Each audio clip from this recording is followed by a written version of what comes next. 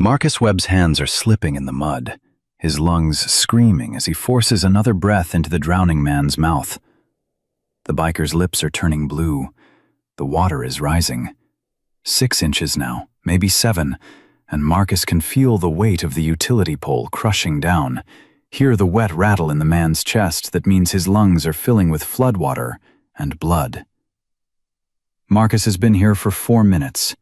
4 minutes of breathing for a stranger, while his last chance at a job dies on 12 missed calls in his pocket.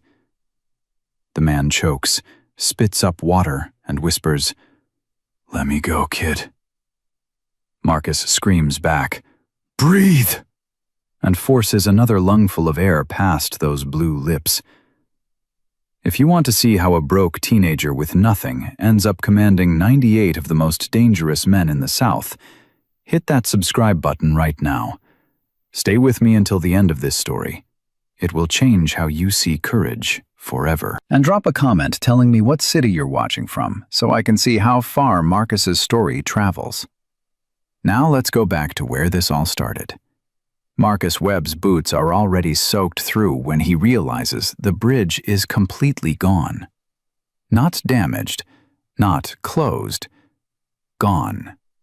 Washed away like it was never there, just brown, churning water where Highway 441 used to cross Miller's Creek.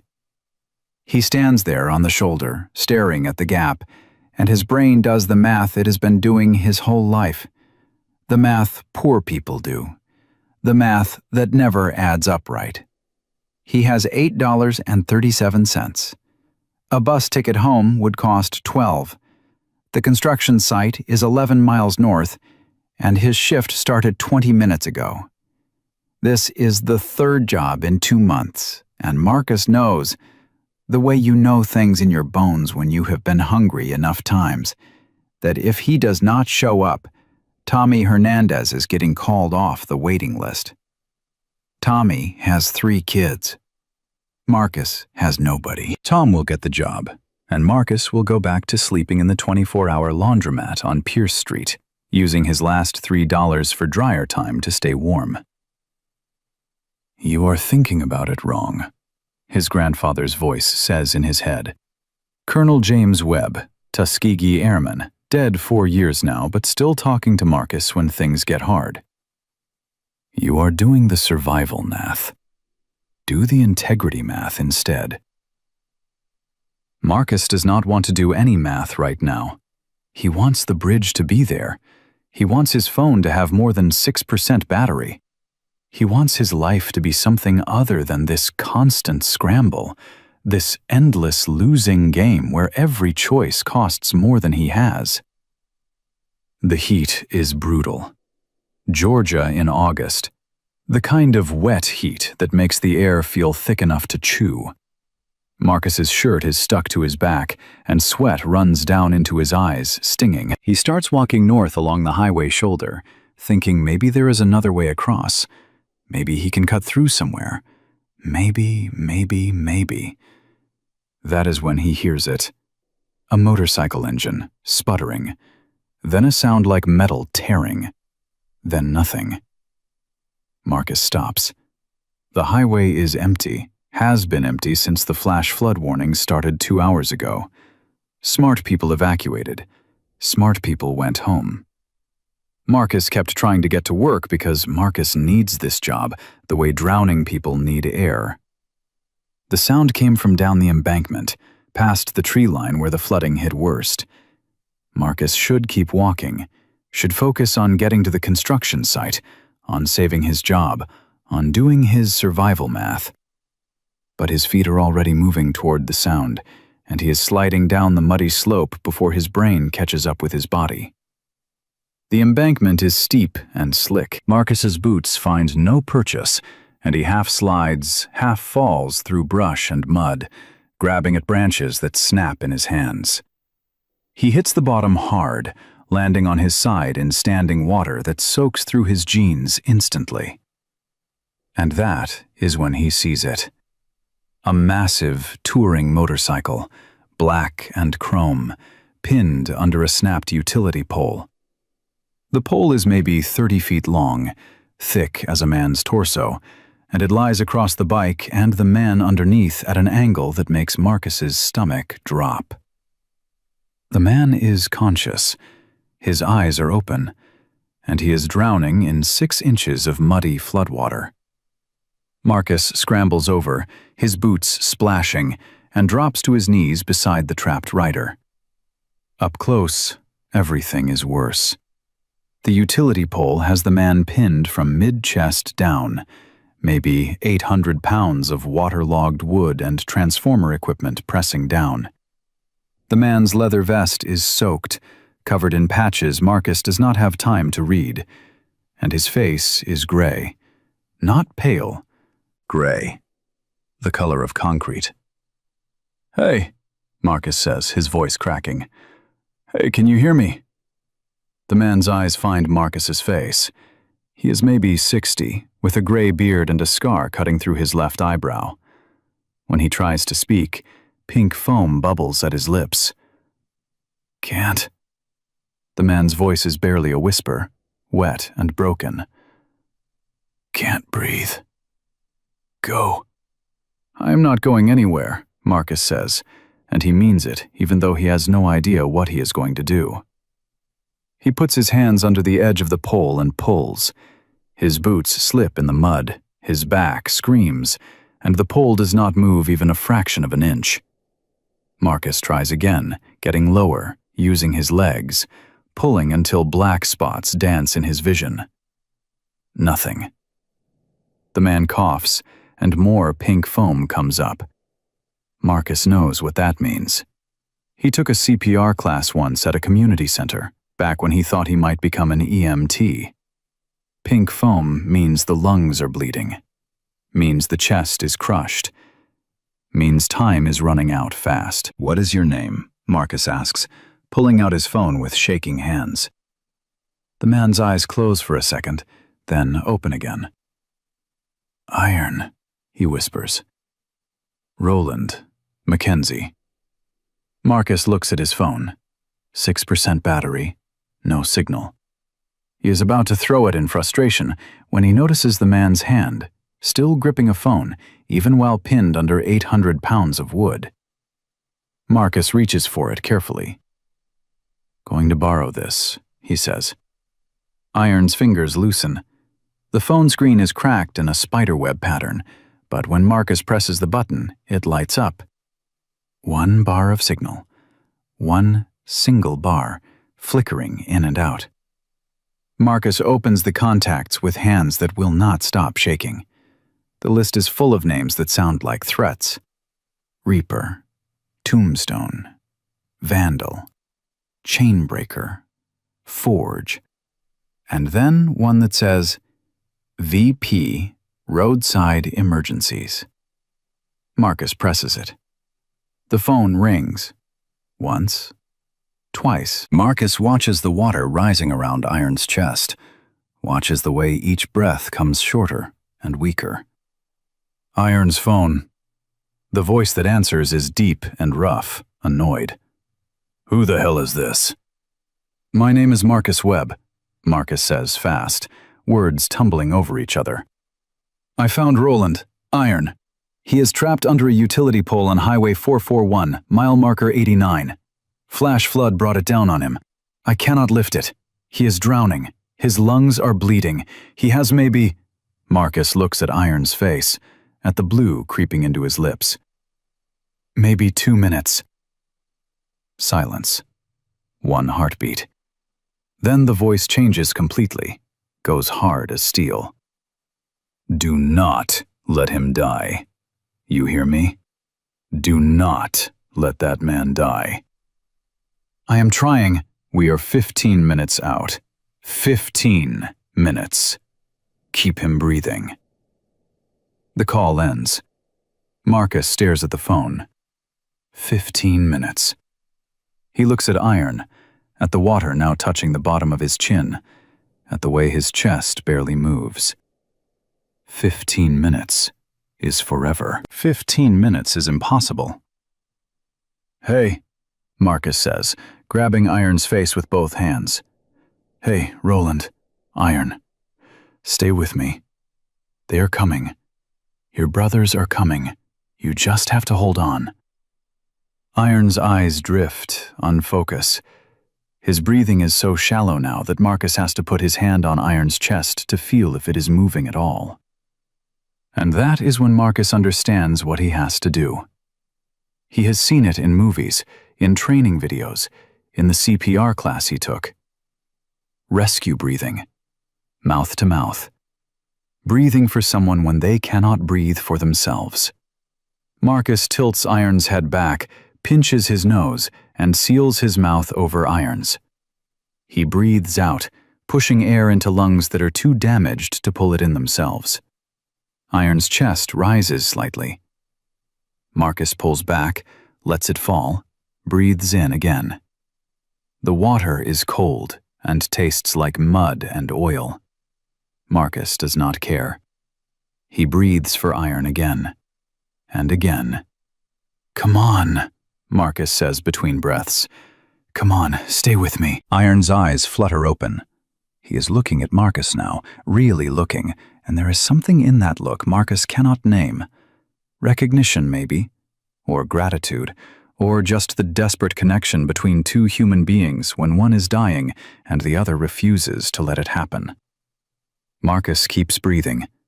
His phone buzzes in his pocket, his boss calling, probably to tell him not to bother coming in. Marcus ignores it, breathes for Iron again. The water rises. It is at Iron's ears now. Marcus has to tilt his own head at an angle to keep breathing for him, has to lie halfway in the floodwater himself. The cold soaks through his clothes, through his skin. His knees are underwater, his elbows, but he keeps breathing. "Talk to me," Marcus says. "Iron, stay awake. What chapter are you?" "Southern Thunder," Iron whispers when Marcus pulls back. His voice is so weak. "Road Captain." "Road Captain," Marcus repeats. "That is important, right?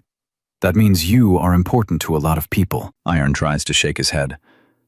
"Just a rider." "No." Marcus breathes for him again, pulls back. "You are somebody's brother, somebody's friend. Somebody rode through a flash flood to get to you. That means you matter." Iron's hand moves in the water, finds Marcus's arm, grips weakly. "You are going to drown too, kid. Get out while you can." Not happening. "You do not understand." Iron coughs, and blood-tinged water comes up. "This life, these men, we are not good people." Marcus breathes for him again. His lungs are starting to burn from the effort, from breathing for two people. When he pulls back, he says, "I do not care what you are. Right now you are a man who is drowning, and I am not letting that happen." The water is at Iron's mouth now. Marcus has to hold Iron's head up with one hand while breathing with the other. His arm shakes from the effort. He does not know how much time has passed. 5 minutes? 10. His phone is dead now, killed by the water, so he cannot check. "Marcus." Iron's voice is barely there. "That is your name?" "Yeah." "You got family?" "Not anymore." Marcus breathes for him. "My grandpa died 4 years ago, Colonel James Webb, Tuskegee Airman." Something shifts in Iron's eyes. Tuskegee. Redtails. "You know them?" "My father fought in Korea. Told me stories about the Redtails, said they never lost a bomber." Marcus feels his throat get tight. "Grandpa flew 32 missions. He used to tell me you measure a man by what he does when nobody is watching." He was right. Iron's grip on Marcus's arm tightens just a little. "You are drowning yourself to save a stranger. That is not about who is watching. That is about who you are." Marcus does not know what to say to that, so he just breathes for Iron again. The water is rising faster now.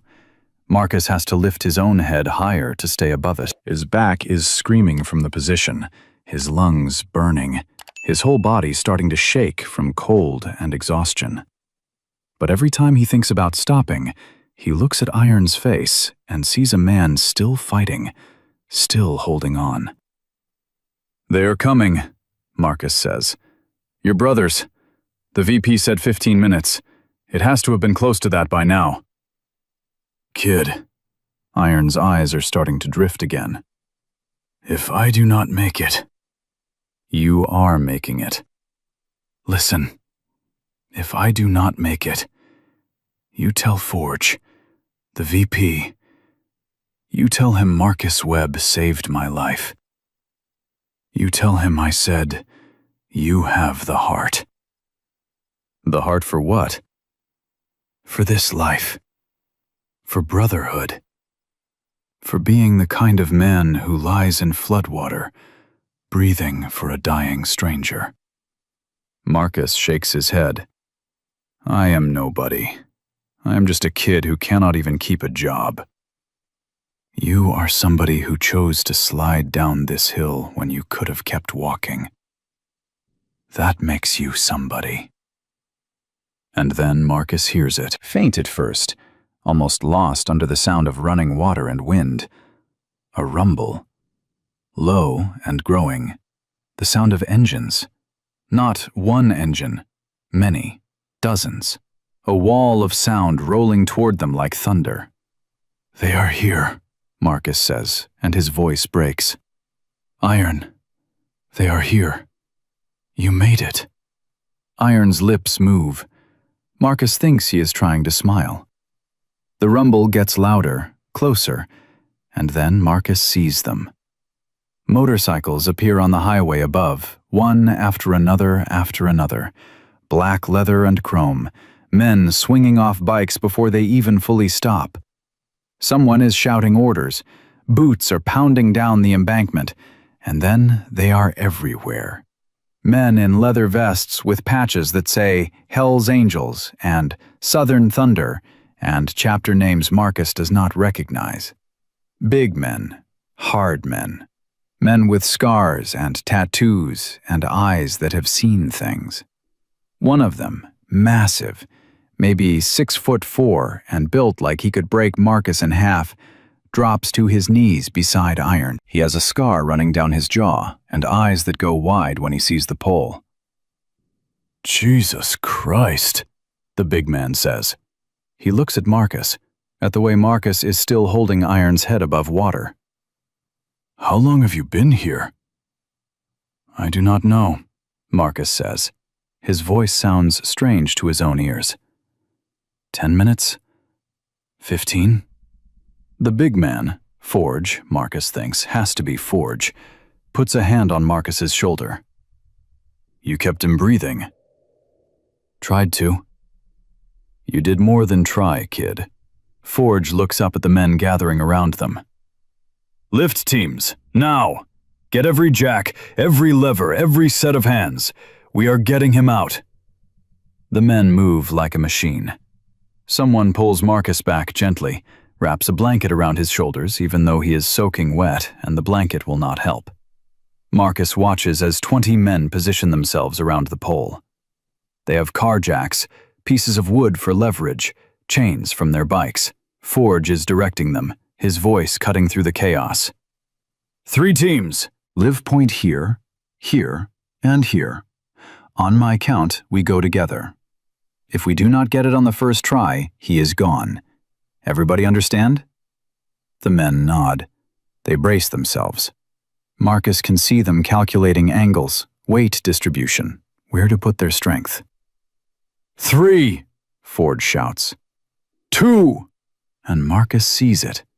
Sees the way the mud is too slick, the way the angle is wrong, the way even 20 strong men are not going to be able to lift 800 pounds of waterlogged utility pole out of sucking mud. They are going to fail. Iron is going to die. After everything, after Marcus breathing for him, after staying when he should have left, after choosing to matter, Iron is still going to die. Something breaks open in Marcus's chest. Every time a teacher said he would not amount to anything, every time a landlord threw his stuff on the street, every time someone looked right through him like he was not even there. Every rejection letter, every missed meal, every night sleeping in places that were not home. All of it comes up at once, and Marcus does not think. He just moves. He shoves through the men, plants his boots in the mud at Iron's head, gets his hands under the pole, and roars. "He can't breathe! Lift now!" It is not a request. It is not a plea. It is a command that comes from somewhere deeper than Marcus knew he had, and 98 Hell's Angels hear it. They lift. The pole rises. 6 inches. 8. A foot. Marcus does not wait. He grabs Iron under the arms and drags, his boots slipping, his back screaming, pulling with everything he has and things he did not know he had. Iron's body comes free. The pole crashes back down, missing Marcus's leg by inches. Men in EMT gear swarm in immediately, rolling Iron onto his side. Water pours from his mouth. Someone has a bag valve mask, forcing air into his lungs. Someone else is cutting away his vest, exposing a chest that is purple and black with bruising. Marcus stands there, mud-covered, shaking, watching them work. He cannot feel his hands, cannot feel his feet. His whole body is numb, except for his heart, which pounds so hard he can hear it. "Got a pulse!" one of the EMTs shouts. "Weak, but there. We need to move, now!" They lift Iron onto a backboard, carry him up the embankment. An ambulance is waiting, lights flashing red and white through the fading stormlight. Forge appears beside Marcus. The big man is not looking at Iron. He is looking at Marcus. "What is your name?" Forge asks. "Marcus. Marcus Webb." "How old are you, Marcus?" 19. Forge shakes his head slowly. 19 years old. Probably weighs 140 soaking wet. And you just commanded 98 Hell's Angels like you were born wearing the patch. Marcus does not know what to say to that. His brain is not working right. Everything feels distant and strange. "You saved him," Forge says. "The EMT said another 3 minutes and his organs would have shut down. You gave us those 3 minutes. You breathed for him. You lifted for him. You refused to let him die." Marcus's voice cracks. "I could not walk away." "No," Forge says quietly. "You could have. Most people would have. But you did not. And that means something in our world." The ambulance pulls away, siren wailing. The other bikers start loading up, mounting their bikes. Forge pulls a card from his vest and hands it to Marcus. "That is my number. When Iron wakes up, and he will wake up because of you, he is going to want to meet the kid who saved his life. You call me. You understand?" Marcus takes the card with numb fingers. "Okay." Forge starts to leave, then turns back. "You need a ride somewhere?" Marcus thinks about the construction site, about Tommy Hernandez and his 3 kids, about the 12 missed calls on his dead phone. "No," Marcus says. "I will walk." Forge studies him for a long moment. Then he nods and walks away. Marcus stands alone in the mud as the last motorcycles rumble up to the highway. He is soaked. He is freezing. He is jobless. He has $8.37 to his name, and he is 11 miles from nowhere. But when he closes his eyes, he sees Iron's face, sees the gratitude, sees the moment when 98 men listened to a broke teenager's command and lifted. And Marcus thinks maybe his grandfather was right about the integrity math after all. Marcus walks for 3 hours before his legs stop working properly. Not all at once, just a gradual shutdown, his muscles turning to something that feels like wet concrete. He makes it to the Gas and Go on Route 9, stumbles through the door, and the kid behind the counter takes one look at him and says, "Bathroom's in the back. You need me to call someone?" Marcus shakes his head because there is nobody to call. He locks himself in the single-stall bathroom and sits on the closed toilet lid, finally letting himself shake. His clothes are still damp, stiff with dried mud. When he pulls out his phone, the screen stays black. Drowned. Dead. Useless. He has $8.37. The math starts again, automatic. A bus ticket home is $12, but home is a room he shares with 2 guys who will have changed the locks by now because he is 4 days late on rent. The construction job is gone. 12 missed calls means gone. Food is maybe $3 if he buys a loaf of bread and nothing else. That leaves $5 and change for everything else in the world. Marcus looks at himself in the bathroom mirror. There is mud in his hair, dried blood on his knuckles from where he scraped them on the utility pole, and his eyes look like his grandfather's did at the end. Tired. So tired. Someone bangs on the door. "You alive in there?" "Yeah," Marcus calls back. He washes his face in the sink, scrubbing until his skin feels raw, and walks back out. The kid at the counter is watching him, maybe 19, 20. White kid with bad acne and a name tag that says Derek. He slides a hot dog across the counter, the kind that has been rotating on those metal rollers for probably 6 hours. "On the house," Derek says. "You look like you need it." Marcus wants to say no, wants to have enough pride left to refuse. But his stomach makes the decision for him, cramping so hard he almost doubles over. He takes the hot dog. "Thanks," he says, and hears how rough his voice sounds. "You coming from the flood?" Derek asks. Marcus nods, chewing. The hot dog tastes like salt and chemicals, and it is the best thing he has eaten in 3 days. "Heard it was bad out there. Highway's still closed at Miller's Creek." Derek pauses, studying Marcus. "You got somewhere to go?"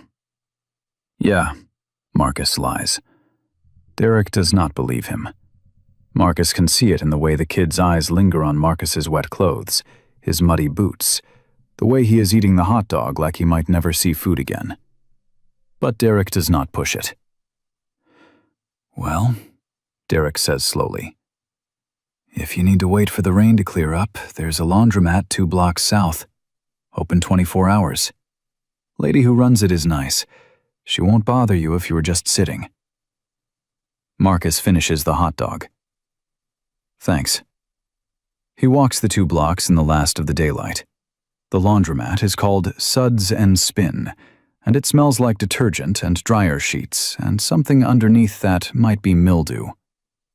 There are no other customers. The lady at the counter is maybe 60, black with gray hair pulled back in a bun and reading glasses on a chain around her neck. She looks up when Marcus walks in, and her expression does something Marcus cannot name. Not pity. Something else. Recognition, maybe. "Dryers are $3.50 for 40 minutes, she says. "Washers are $4. Change machine's broken, but I can make change if you need it." Marcus pulls out his $8, counts it in front of her. 3 20s that somehow became 1s, and a few quarters. He is so tired he cannot remember when that happened. Math is not working right anymore. "I have $8, he says. "Can I run a dryer for a couple cycles?" The woman tilts her head. "You planning on drying yourself or your clothes?" "Both, maybe." She makes a sound that might be a laugh or might be something sadder. "Put your clothes in dryer number 4. I will run it as long as you need. There's a bathroom in the back with a door that locks. Take a hot shower. I keep some clothes in the lost and found if you need something dry to wear." Marcus's throat goes tight. "I can pay." I know you can. And you will, when you have more than $8. Right now, you look like you are about to fall over, and I do not want that happening in my laundromat. Liability issue. Now go shower before you catch pneumonia. The hot water feels like violence against his frozen skin. Marcus stands under the spray until feeling comes back to his fingers and toes. And the feeling is pain. Deep ache that makes him grit his teeth. When he finally gets out, there are clothes folded outside the bathroom door. Sweatpants that are too big. A t-shirt that says Panama City Beach 2019. Socks that do not match. He puts them on and walks back out to the main room. His own clothes are tumbling in dryer number 4. The woman is back at her counter, reading a romance novel with a shirtless man on the cover. "Thank you," Marcus says. She waves a hand without looking up. "Sit wherever. There's coffee if you want it. It is terrible, but it is hot and free." Marcus sits in a plastic chair bolted to the floor and watches his clothes tumble. The warmth from the shower is already fading, and the exhaustion is coming back twice as hard.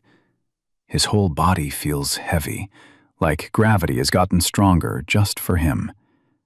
His mind keeps going back to the embankment, to Iron's gray face, to the moment when 98 men listened to Marcus's command and lifted.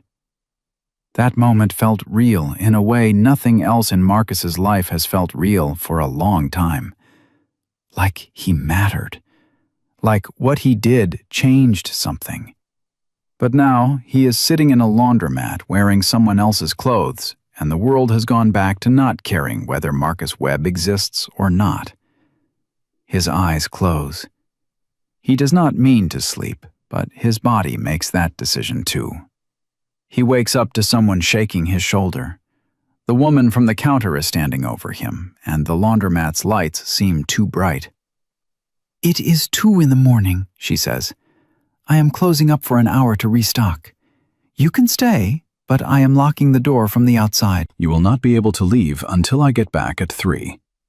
Marcus sits up, his neck screaming from the angle he was sleeping at. "That is fine. Thank you." "Your clothes are done. Folded them for you. They are on the counter." She leaves, and Marcus hears the lock click. He is alone in the fluorescent brightness, surrounded by the hum of machines that are not running. His clothes are folded neatly, and when he picks them up, they are warm and smell like fabric softener. He changes back into them, leaves the borrowed clothes folded on the chair, and sits down again. 2 in the morning. 5 hours until the sun comes up. Marcus does not know what he is going to do when the sun comes up. His mind drifts to Forge's card in his pocket, the one that survived the water somehow, the ink only slightly smudged. He could call. Could find out if Iron is alive, if the breathing Marcus forced into damaged lungs was enough. But his phone is dead, and he does not have money for another one. And what would be the point, anyway? Iron will wake up, or he will not. Either way, Marcus is still a broke kid with nowhere to go. The door unlocks at 3:15. The woman comes back, carrying 2 grocery bags and a coffee that smells like real coffee, not laundromat coffee. "You still here?" she says, not a question. "Didn't have anywhere else to be." She sets the bags down, pulls out cleaning supplies, and starts wiping down machines. Marcus watches her work, efficient and thorough, and after a few minutes she says, "You know what I think when I see a young man sleeping in my laundromat at 2 in the morning?" "That he is homeless," Marcus says quietly. "That he is between places," she corrects. "There is a difference. Homeless sounds permanent. Between places sounds like you are on your way somewhere." "I am not on my way anywhere." "You sure about that?" She stops wiping, turns to look at him. "Because you have that look. The look of someone who just did something that changed them. I have seen it before. My son had it when he came back from Afghanistan. My daughter had it when she left her husband. You have it right now." Marcus does not know what to say to that. The woman goes back to cleaning. You can sleep here during the day if you need to. Costs me nothing. And you look like you could use somewhere safe. But at night, when I close up, you need to find somewhere else. I cannot be responsible for what happens to a young man sleeping alone in the dark. You understand? Yes, ma'am. Good. My name is Claudette. You need food? There is a food bank 2 blocks over on Maple. Opens at 9. You need work? The temp agency on 4th sometimes has day labor. It is not much, but it is something. Marcus nods. His throat is too tight to speak. The next 3 days blur together in a way that makes Marcus think of drowning, of being underwater where everything is slow and muffled and not quite real. Day 1, he goes to the food bank, waits in line with 40 other people who have the same look he does, the between places look. Gets a bag with bread, peanut butter, some cans of soup without a can opener. He eats the bread sitting on a bench in Riverside Park, watching the water flow past, thinking about iron under that utility pole. Day 2, he tries the temp agency. They tell him they need 2 forms of ID, and he only has 1, his driver's license, water damaged and barely readable. They say come back when he has more documentation, and Marcus knows he will not come back, because getting documentation costs money he does not have. Day 3, Derek at the Gas & Go gives him another hot dog and $10 for sweeping the store and taking out the trash. Marcus tries to refuse the $10. The work was not worth that much, but Derek says, "My dad was between places once. People helped him. I am helping you. Take the money." So Marcus takes it. Every night he goes back to suds and spin. Claudette does not ask questions, just lets him sit in the warmth. Sometimes runs his clothes through the dryer even though they do not need it, just so he has an excuse to stay. Sometimes she brings him food, a sandwich, some fruit, once a piece of chicken from her dinner that she says she is too full to finish, even though Marcus can tell she barely ate any of it. "You are not eating enough," she says on the 3rd night. "You are going to get sick." "I am fine." "You are not fine. You are a young man sleeping in a laundromat and lying to himself about it." She sits down next to him, which she has never done before. "What happened to you? What are you running from?" "Not running from anything," Marcus says. "Just do not have anywhere to run to." "Family?" "Dead. Just me now." Claudette is quiet for a long moment. Then she says, "I lost my husband 2 years ago. Heart attack. Died in the cereal aisle at Kroger. Just fell over reaching for the Raisin Bran. They said he was dead before he hit the floor. Like that is supposed to make it better." "I am sorry," Marcus says. "Me too. But here is what I learned. When you lose people, you have 2 choices. You can close up, protect yourself, make sure nobody ever gets close enough to hurt you again. Or you can open up wider, love harder, help more. Because the people we lost, they would want us to keep going, keep mattering." Marcus thinks about his grandfather, about integrity math, about the choice to slide down that embankment when he could have kept walking. "I think I did something important," Marcus says quietly. 3 days ago. I think I saved someone's life. But now I am here, and it is like it did not even happen. Like I made it up." "Did you make it up?" "No." "Then it happened. And just because the world is not caught up with what you did yet, does not mean it did not matter." Claudette stands up, brushes off her pants. "The world is slow, baby. Real slow. But it catches up eventually." That night, Marcus dreams about the embankment. But in the dream he cannot reach iron. The water keeps rising, and Marcus keeps breathing, but it is not enough. And Iron's eyes close and do not open again. Marcus wakes up gasping, his heart pounding, and for a moment he cannot remember where he is.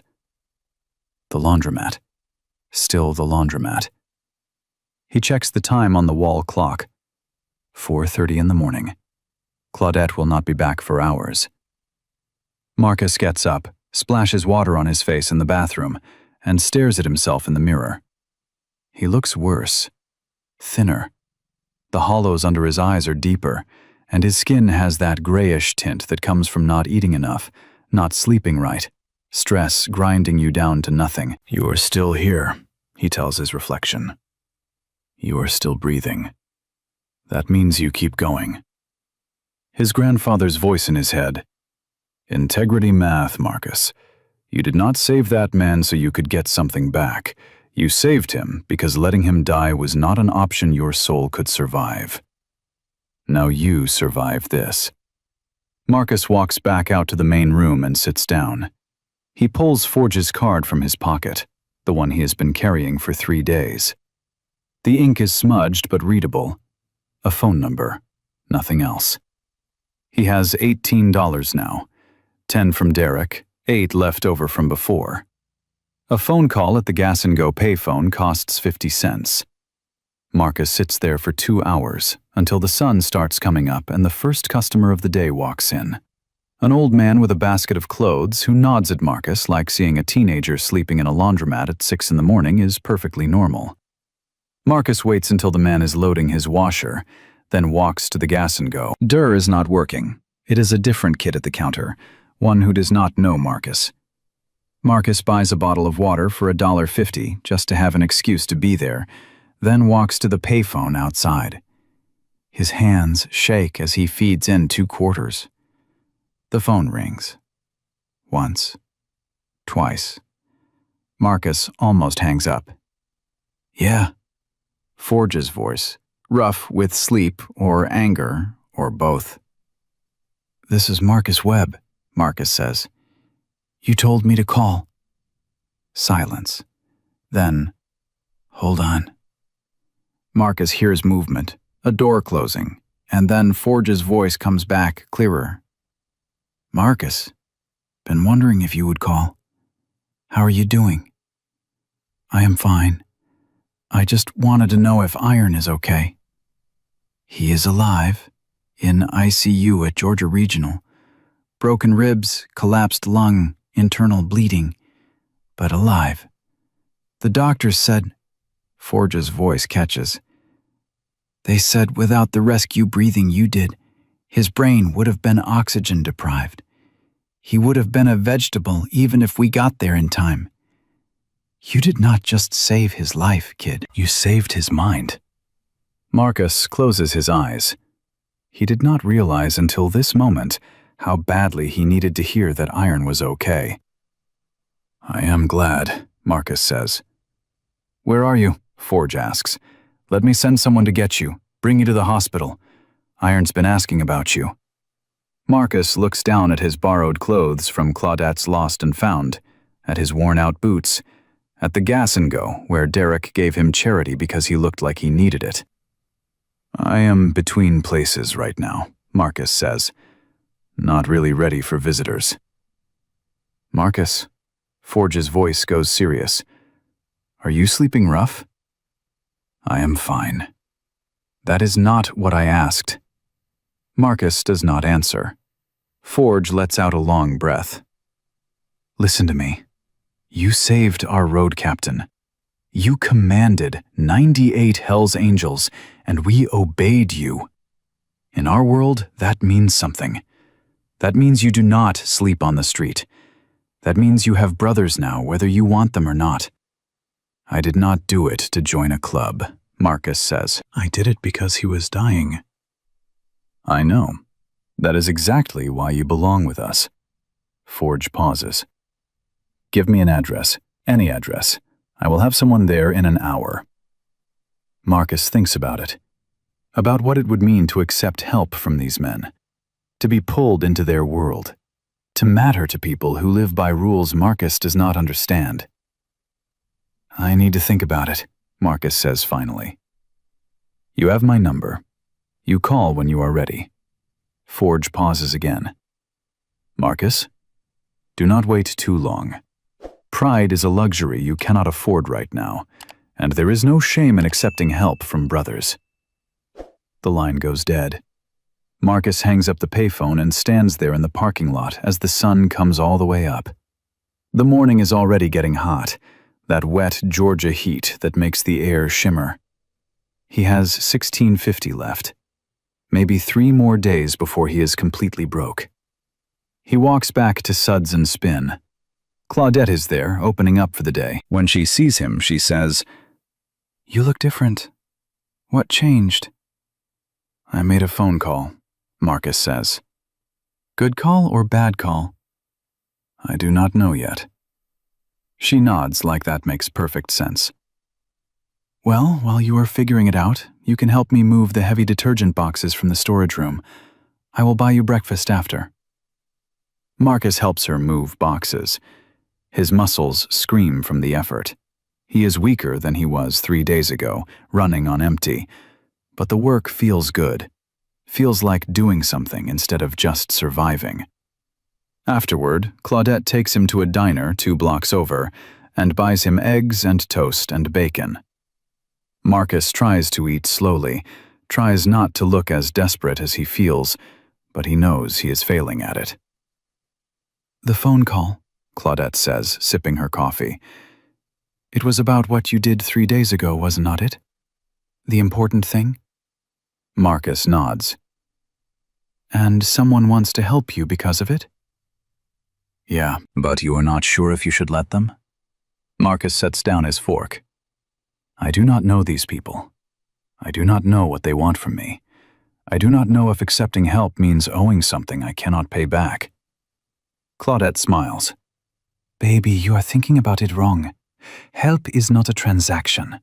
It is not, I give you this so you owe me that. Real help is someone seeing you need something and providing it because they can.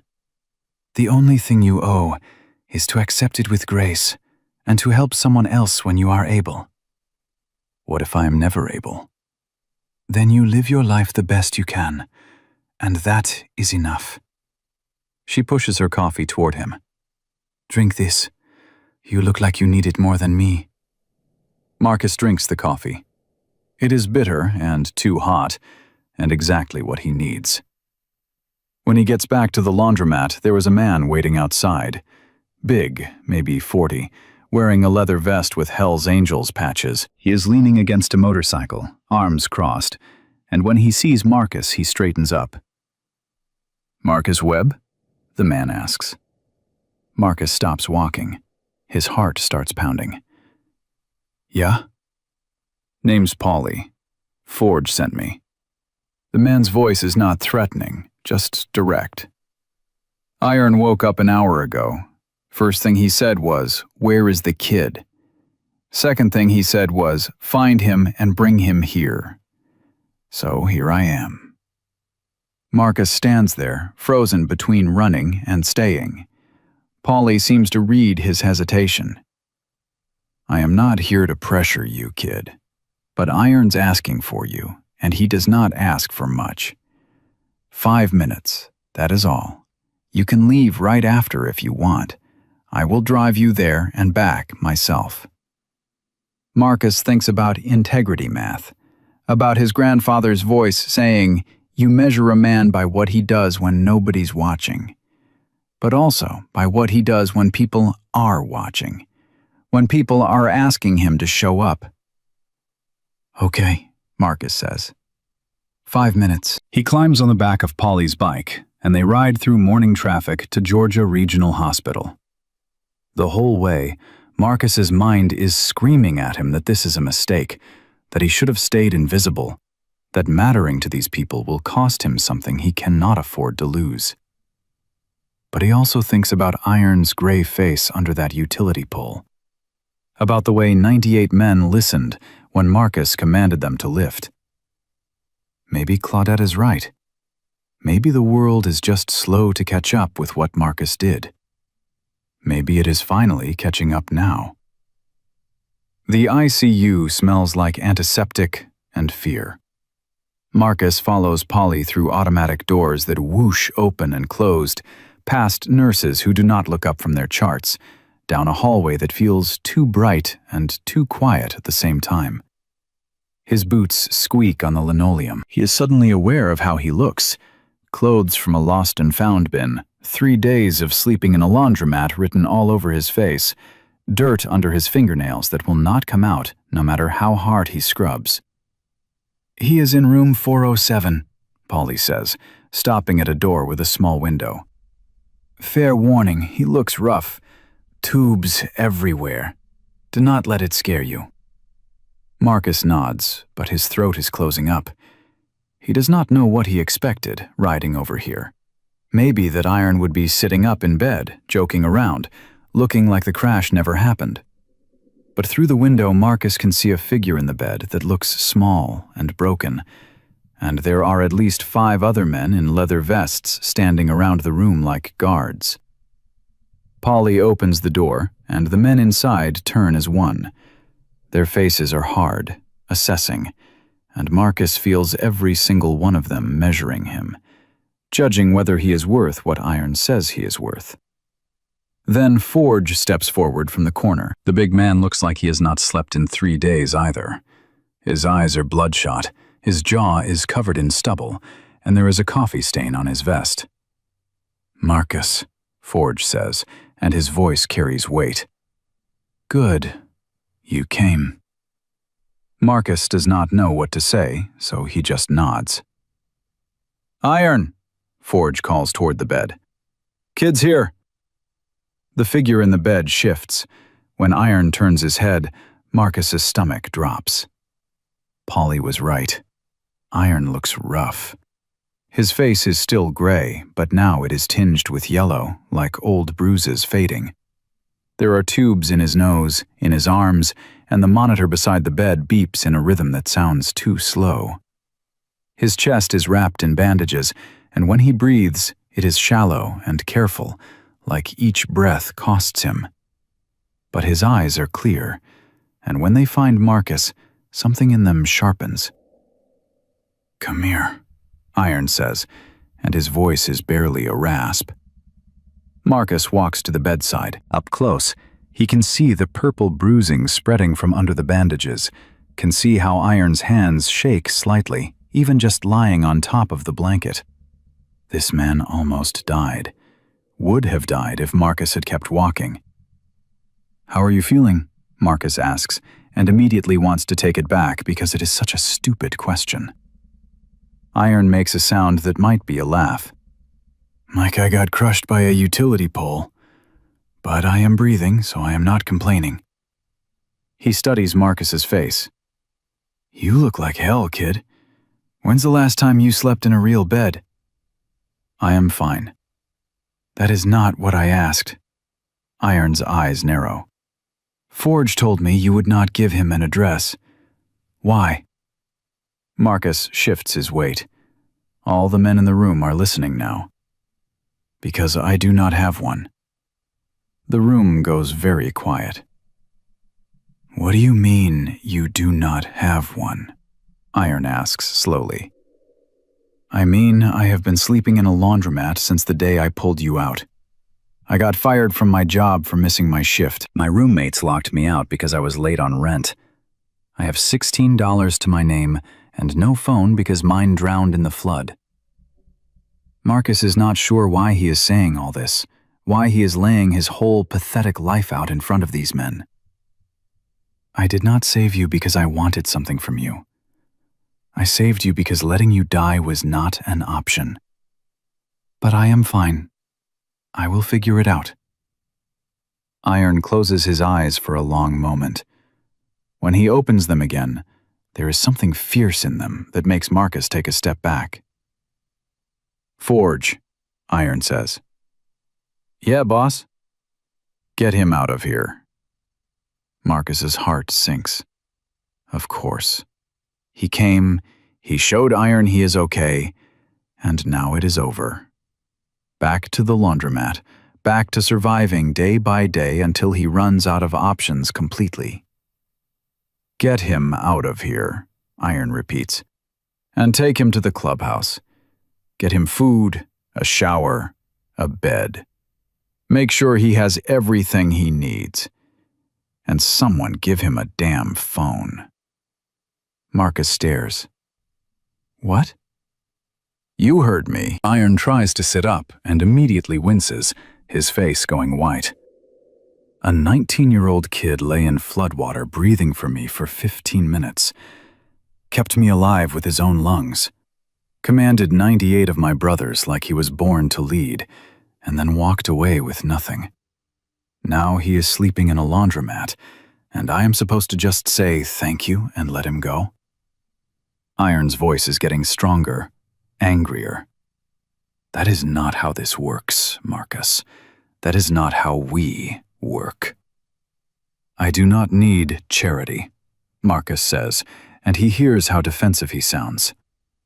This is not charity. Iron locks eyes with him.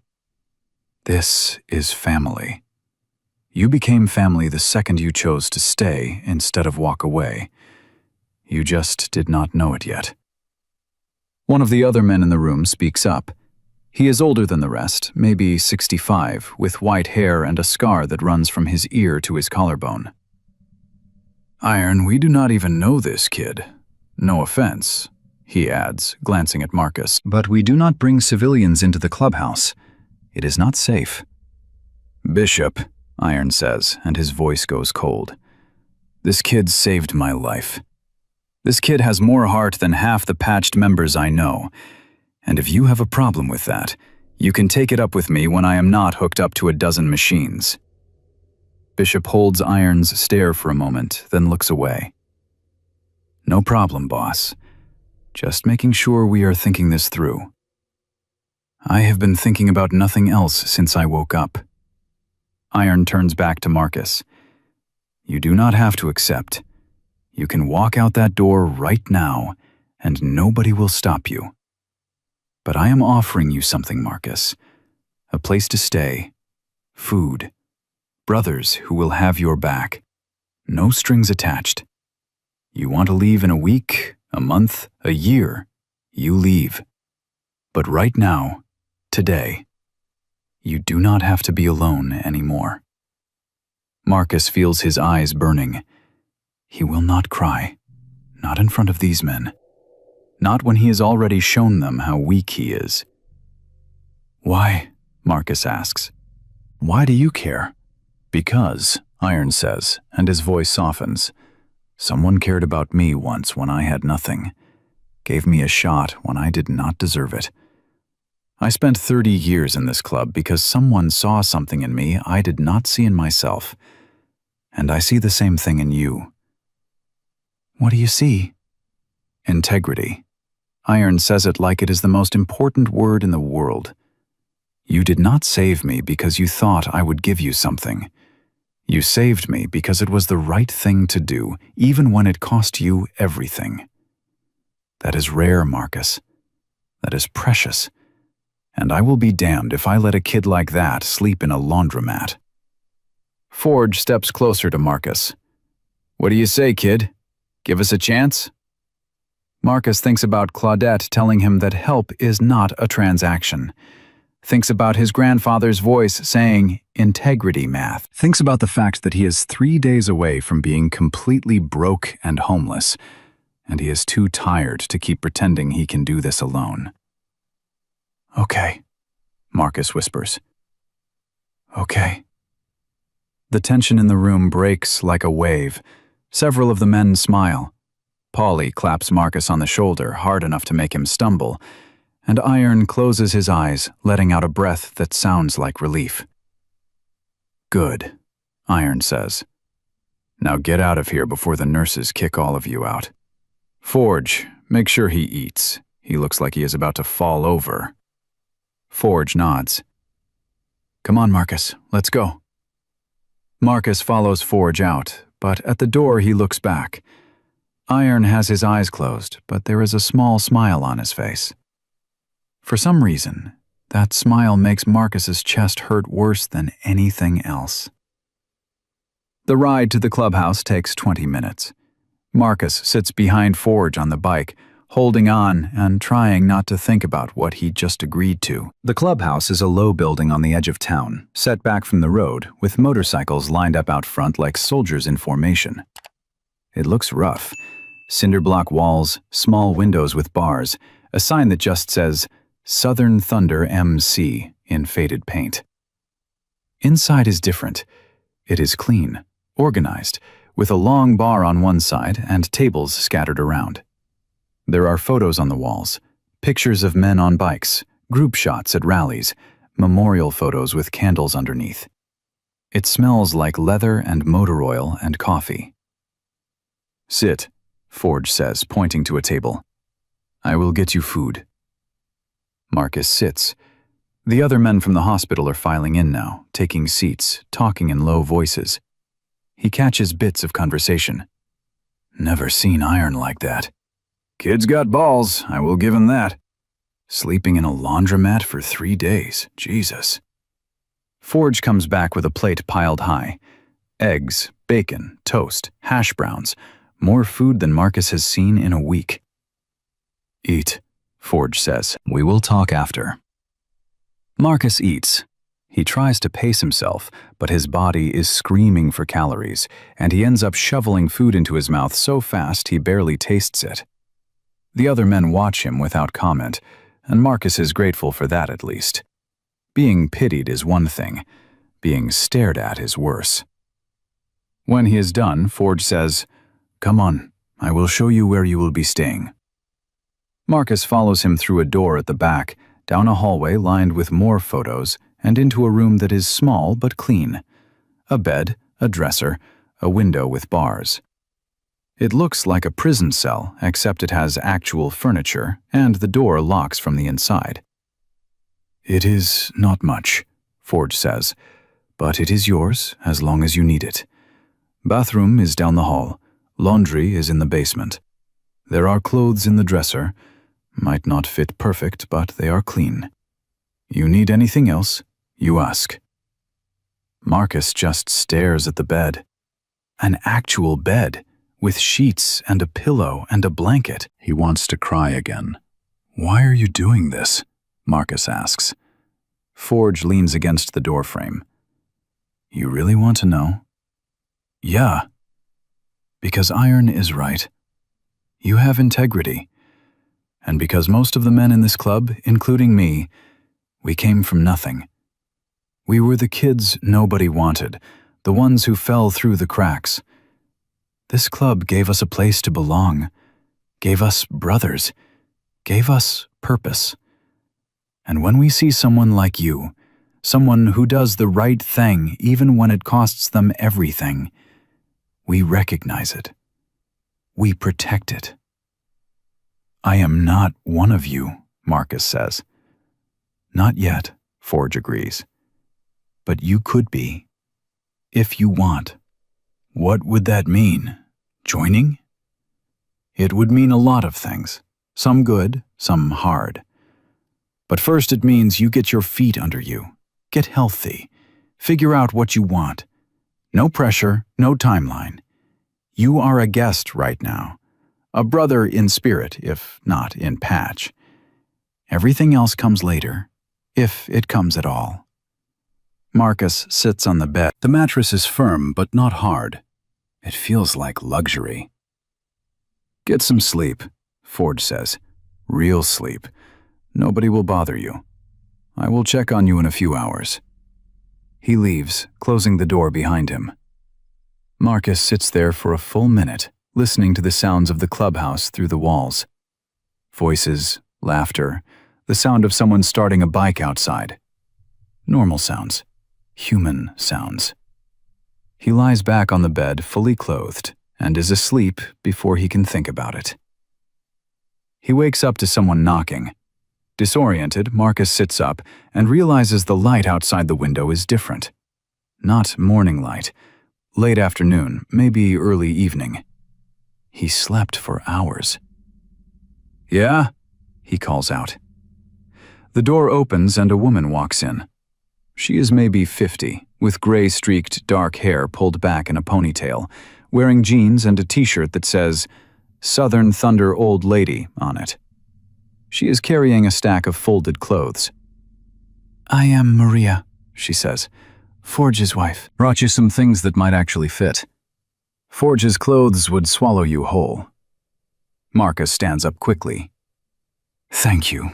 You did not have to." "I know I did not have to. I wanted to." She sets the clothes on the dresser and turns to look at him. Her eyes are kind but sharp, assessing. "Forge told me what you did, how you saved Iron." "I just did what anyone would do." "No," Maria says firmly. "You did what almost nobody would do. And now you are here, and you look like a strong wind would blow you over. So here is what is going to happen. You are going to shower, put on clothes that actually fit, and come out to the common room. We are having dinner in an hour. Spaghetti. I make enough to feed an army because that is what I am feeding. You will eat, you will meet people, and you will start being part of this family whether you are ready or not. Understood?"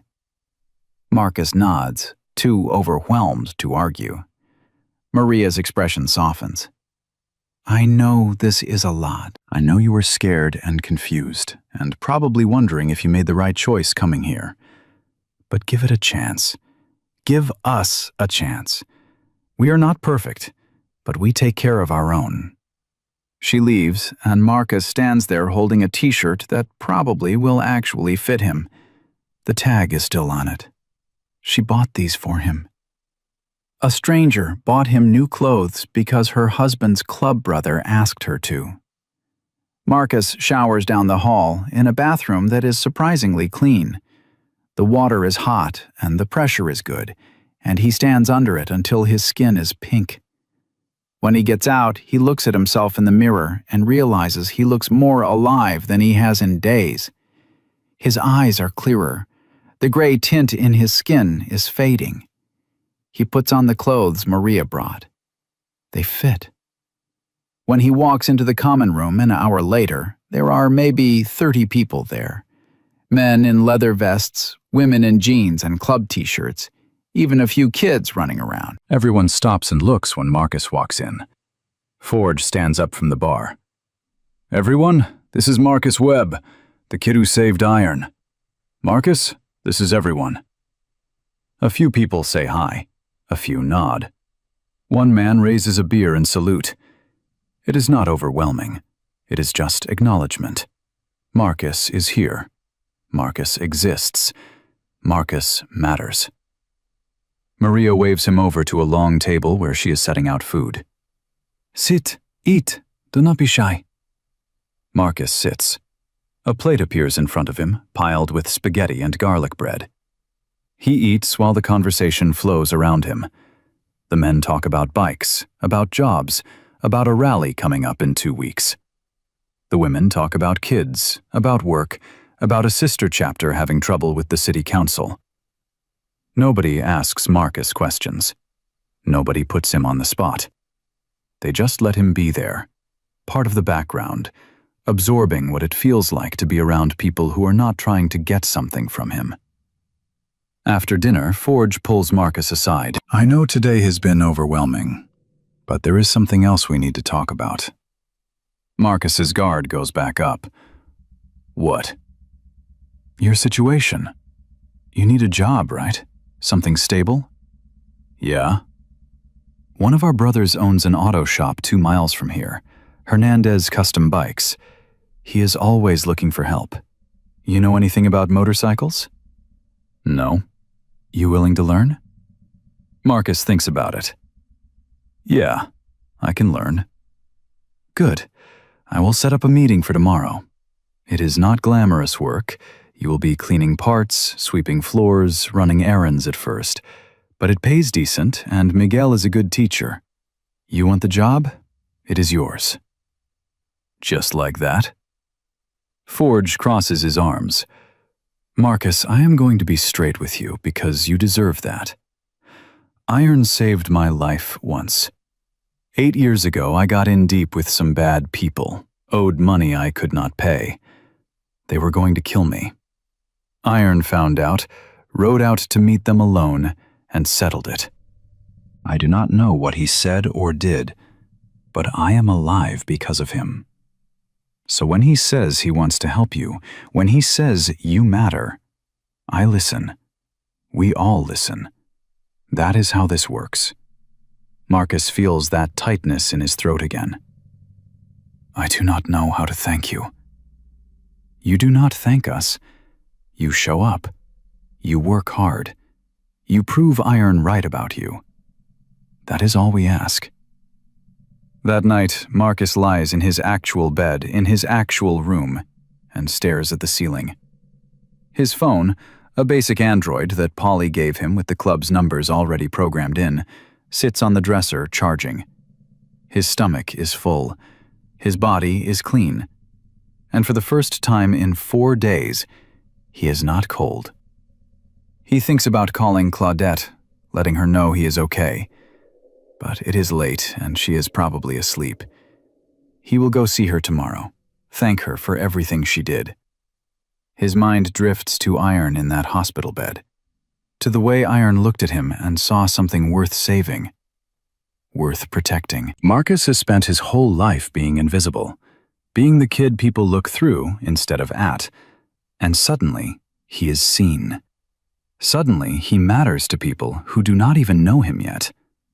It is terrifying. But it is also something else. It is hope. Marcus closes his eyes, and for the first time in years, he does not dream about drowning. He dreams about flying. Marcus wakes up at 5:30 the next morning because his body does not know how to sleep past dawn anymore. For a moment, he forgets where he is. The bed is too soft, the room too quiet, and panic floods through him until he remembers. The clubhouse. Southern Thunder. Iron in the hospital saying, "You are family now," like it is that simple. Marcus gets dressed in the clothes Maria brought him and walks out to the common room. It is empty except for one man sitting at the bar with a cup of coffee, reading something on his phone. The man looks up when Marcus enters, and Marcus recognizes him from last night. Bishop, the older one who questioned bringing Marcus here.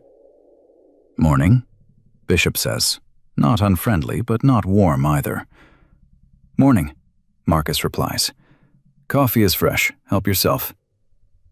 Marcus pours a cup and sits at one of the tables, not sure if he is supposed to join Bishop at the bar or keep his distance. The coffee is strong and bitter and perfect. Bishop watches him for a moment, then says, "You sleep okay?" "Better than I have in a while." "I bet." Bishop sets down his phone. "Listen, I owe you an apology for yesterday. What I said in Iron's room." "You do not owe me anything." "Yeah, I do." Bishop turns on his stool to face Marcus fully. "I have been in this club for 42 years. Seen a lot of people come and go. Some stay, some do not. Some deserve to be here, some do not. And I have gotten good at reading people fast because that is how you survive in this life. But I read you wrong." Marcus does not know what to say to that. "I thought you were some kid looking for a free ride," Bishop continues.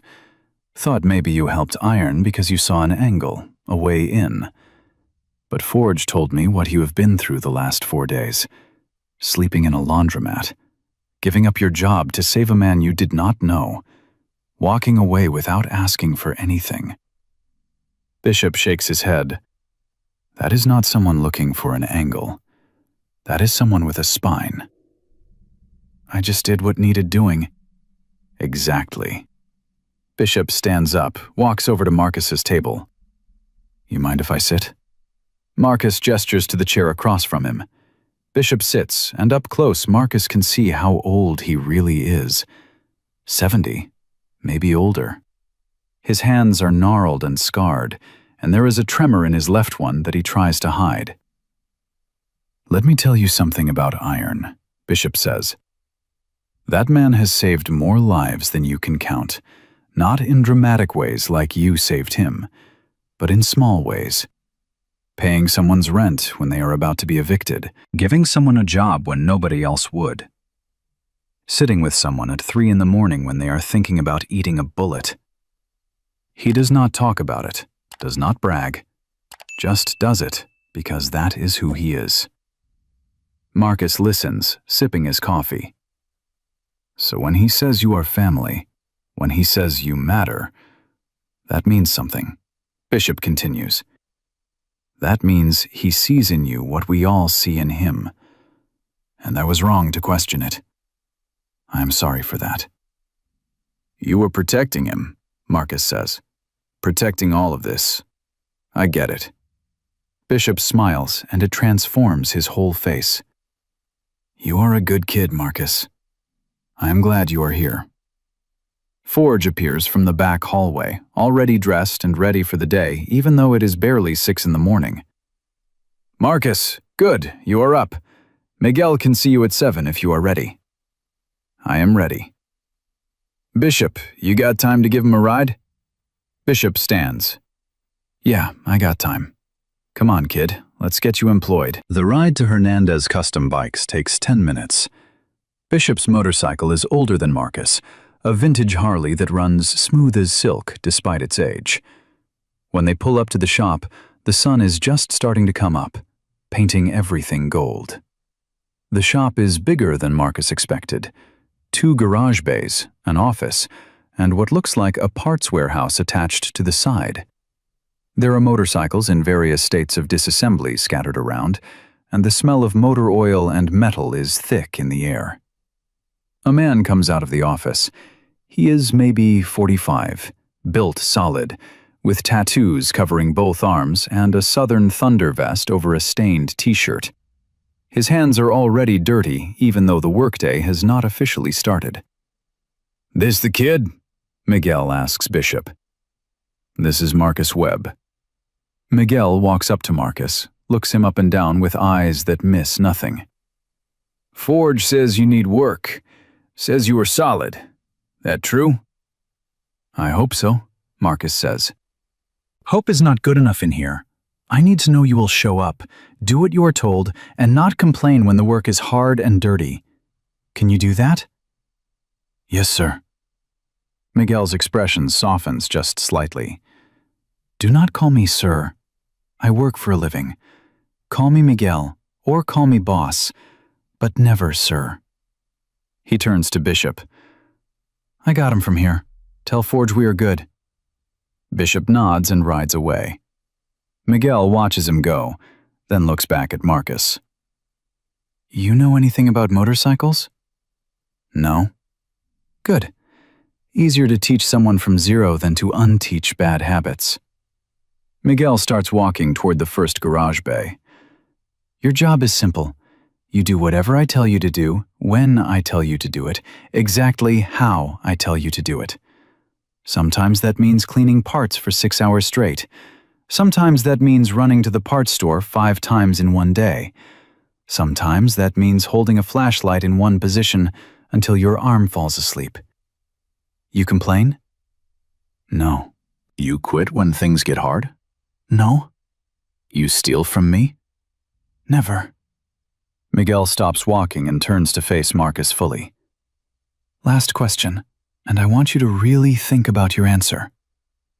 You loyal to Iron and this club?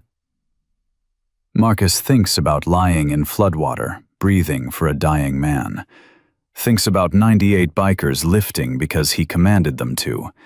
Thinks about Iron saying, "You are family." Yes, Marcus says, I am loyal. Miguel stares at him for a long moment, then nods. Good, because loyalty is worth more than skill in this shop. Skill I can teach. Loyalty is something you either have or you do not. He walks to a workbench covered in greasy motorcycle parts. We are going to start with the basics. This is a carburetor. By the end of today, you are going to know every single piece of it, what it does, and how to clean it properly. Questions? No. Then let's get to work. The next 8 hours are harder than any work Marcus has ever done. Not physically. He has done harder physical labor on construction sites, but harder in the sense that Miguel demands perfection. Every part has to be cleaned a specific way. Every tool has to be returned to its exact place. Every measurement has to be checked twice. When Marcus makes a mistake, Miguel does not yell. He just makes Marcus do it again and again, until Marcus gets it right.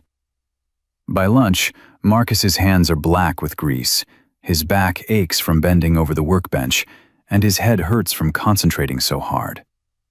Miguel tosses him a sandwich from a cooler, and they eat standing up because sitting down means losing momentum. "You are doing okay," Miguel says between bites. "Better than most people on their first day." "Thank you." "Do not thank me yet. I am going easy on you. Tomorrow, I will actually make you work." Marcus almost laughs, but he can tell Miguel is serious.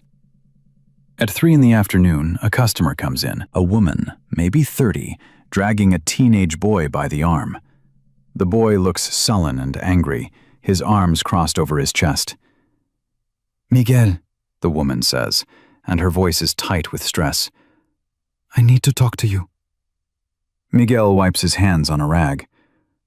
"What is up, Carmen?" "It is Diego." She gestures to the boy. "He got suspended again. Fighting. 3rd time this semester. The school says one more incident and he is expelled." Miguel looks at Diego. The boy will not meet his eyes. "What happened?" Miguel asks. "What always happens," Carmen says, and Marcus can hear the exhaustion in her voice. "Someone said something. Diego did not walk away. Now I have to leave work early to come get him, and I cannot keep doing this, Miguel. I cannot keep taking time off. I'm going to lose my job." Miguel is quiet for a moment. Then he says, "Diego, you remember what we talked about last time?" The boy shrugs. "That is not an answer. Do you remember?" "You said I need to walk away," Diego mutters. "And did you?" "They were talking about my dad." Miguel's jaw tightens. "What did they say?" "Does it matter? They always say something. I am tired of walking away. I am tired of letting people talk." Carmen looks like she is about to cry. "Diego, please." "No." Diego's voice rises. "I am not going to keep being the kid who takes it. I am not going to be weak."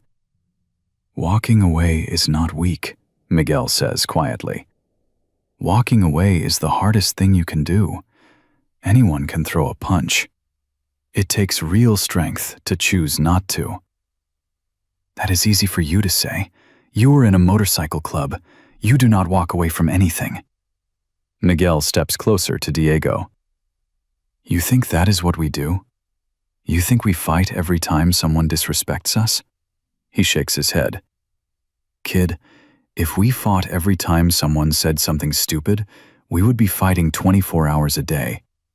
We walk away from 99 fights. We only stand for the one that matters." "How do you know which one matters?"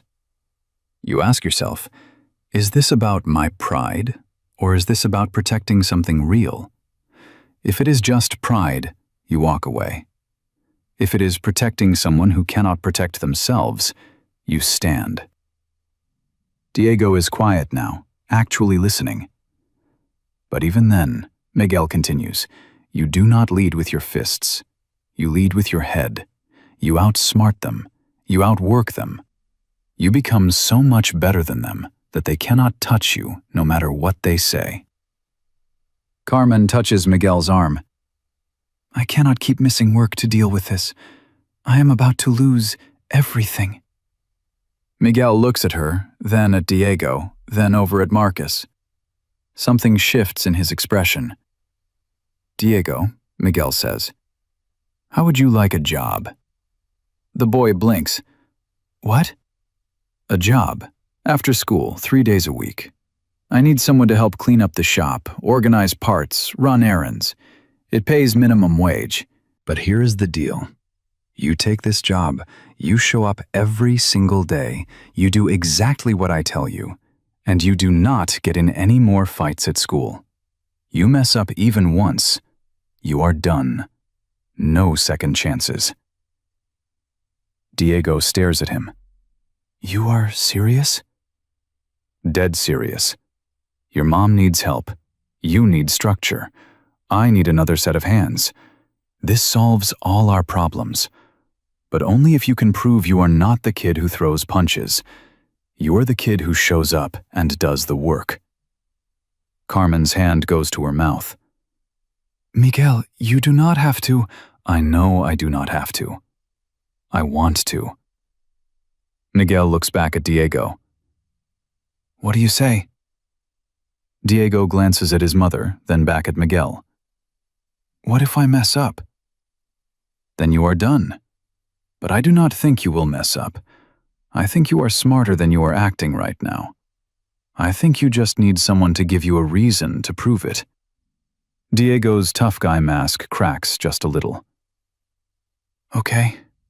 Yeah. I will do it. Starting Monday, 3:30 sharp. You are late. Do not bother coming back. Carmen hugs Miguel, tears streaming down her face. Thank you. Thank you so much. After they leave, Miguel goes back to the workbench like nothing happened. Marcus watches him for a moment, then says, That was a good thing you did. Miguel shrugs. That kid reminds me of me at his age. Angry at the world, looking for fights to prove I mattered. Someone gave me a shot when I did not deserve it. Now I am passing it on. Iron, Marcus guesses. Iron, Miguel confirms. 15 years ago, I was about to go to prison for assault. Long story, but I was young and stupid and about to throw my whole life away. Iron talked to the judge, vouched for me, gave me a job here when this place was barely getting started. Said if I could put the same energy I put into fighting into building something, I could be somebody. He picks up a wrench, examines it like it holds the secrets of the universe. Turned out he was right. Marcus understands then. This is what the club does. Not just ride motorcycles and wear leather vests. They give people chances. They see potential in broken people and give them the tools to fix themselves. Is that what you were doing with me? Marcus asks. Passing it on? Miguel looks at him. You saved Iron's life, kid. You already proved you have what matters. Now I am just teaching you how to use it. At 6 o'clock, Polly shows up to give Marcus a ride back to the clubhouse. Marcus is exhausted, covered in grease, and his hands are cramping from gripping tools all day. But he feels good. Feels useful. How was your first day? Polly asks as they ride. Hard, Marcus admits, but good. Miguel is tough but fair. You survive him, you can survive anything. When they get back to the clubhouse, there are more people there than last night. The parking lot is full of bikes, and Marcus can hear voices and music from inside. Polly sees Marcus hesitate at the door. It is just family dinner night, Polly says. Happens every Thursday. Everyone brings something, we eat together. We remember why we do this. Come on. Inside, the common room is packed. There must be 50 people, maybe more. Kids are running around, women are setting out food on a long table, and men are gathered in groups talking and laughing. It is loud and chaotic and overwhelming. Maria spots Marcus and waves him over. There you are. How was work? Good. Miguel is intense, Maria laughs. Yeah, he is. But you will learn more from him in a month than most people learn in a year. Come eat. You look like you are about to fall over. Marcus fills a plate with food that he did not cook, sits at a table with people who are treating him like he belongs, and listens to conversations about ordinary things. Someone's kid made honor roll. Someone's bike needs a new transmission. Someone is planning a trip to Sturgis in August. Halfway through dinner, Forge stands up and taps his beer bottle with a fork. The room goes quiet. Real quick, before everyone gets too drunk to remember, Forge says, and people laugh. We got some club business. First, Iron is doing better. Doctor says he might get to come home next week if he keeps improving. Everyone cheers. Someone shouts, "That old bastard is too mean to die." Second, Forge continues, we got a new prospect among us. Not officially, but close enough. Most of you met Marcus last night, the kid who saved Iron. He is staying with us, working at Miguel's shop, and figuring out if this life is for him. I want everyone to make him feel welcome and answer any questions he has. Understood? More cheers. Several people turn to look at Marcus, raising their beers. Marcus feels his face getting hot. And finally, Forge says, his voice getting serious, I got word today that the jackals are sniffing around our territory again. Same as last year, trying to move in on our routes, pushing their product in our neighborhoods. I want everyone on alert. Travel in groups, keep your phones on. If you see anything that does not look right, you call it in immediately. We do not want trouble, but we will not run from it either. The mood in the room shifts, gets harder. Marcus sees jaws tighten, hands curl into fists. These men are not just a social club. They are something more. Something with teeth. After dinner, Forge pulls Marcus aside.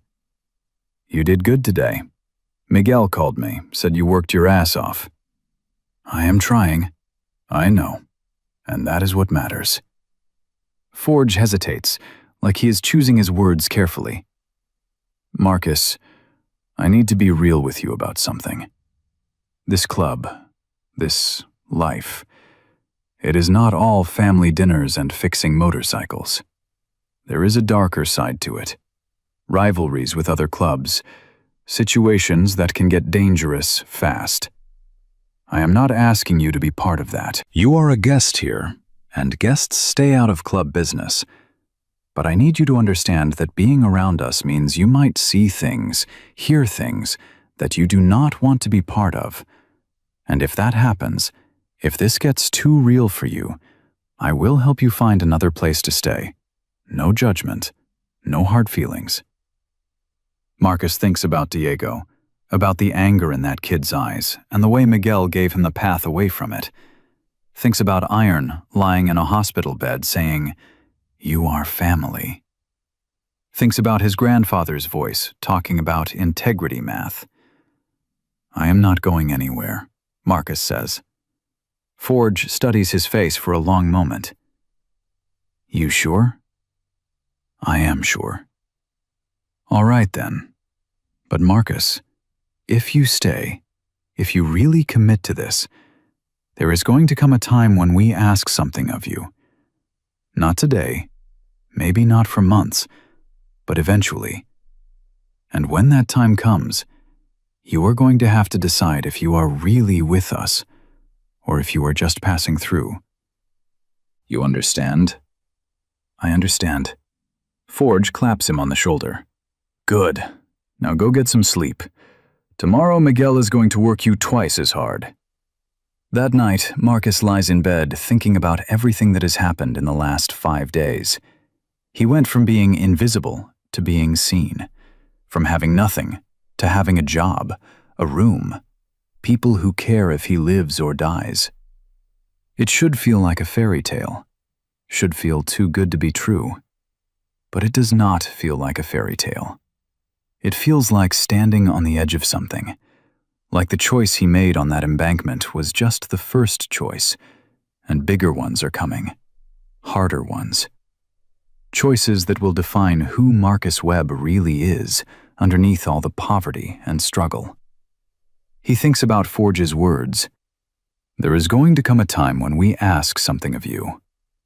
Marcus knows he will say yes when that time comes, because that is who he is. That is the integrity math his grandfather taught him. You do not save someone's life and then walk away when things get complicated. You commit. You stay. You prove that the moment on the embankment was not a fluke, it was the truth of who you are. Marcus closes his eyes and feels something settle in his chest. Not peace exactly, more like purpose. Like he finally found the place where he fits, even if that place is rough and dangerous and nothing like what he imagined his life would be. He saved Iron's life. Now Iron's family is saving his, and Marcus is going to spend the rest of his life proving he is worth it. The kneeling haunts Marcus for days afterward. Not in a bad way, in the way that changes you, rewrites who you thought you were. He keeps replaying it. 98 men dropping to one knee in the street, the sound of leather creaking and boots hitting pavement. The weight of their respect settling on his shoulders like a physical thing. He has never mattered to anyone before. Not like this. Not in a way that makes grown men kneel. "You're thinking about it too much," Miguel says on Monday morning at the shop. Marcus is supposed to be rebuilding a transmission, but he has been staring at the same bolt for 5 minutes. "How do you know what I am thinking about?" "Because I wore that same look for 6 months after Iron gave me this place. Like you cannot believe your life is real now. Like you are waiting for someone to tell you it was all a mistake." Miguel wipes his hands on a rag. "It was not a mistake, Marcus. You earned what you got. Now stop thinking and start working." Marcus forces himself to focus. The transmission comes apart in his hands, piece by piece, and he lays each component out in order the way Miguel taught him. Diego is in the corner cleaning parts with a wire brush, his headphones in, actually showing up and doing the work without complaint. The kid has been here 3 weeks now, and Marcus can already see the change. Less anger, more purpose. "Hey Marcus," Diego calls over. "This bushing, is it supposed to have this groove in it, or is it worn?"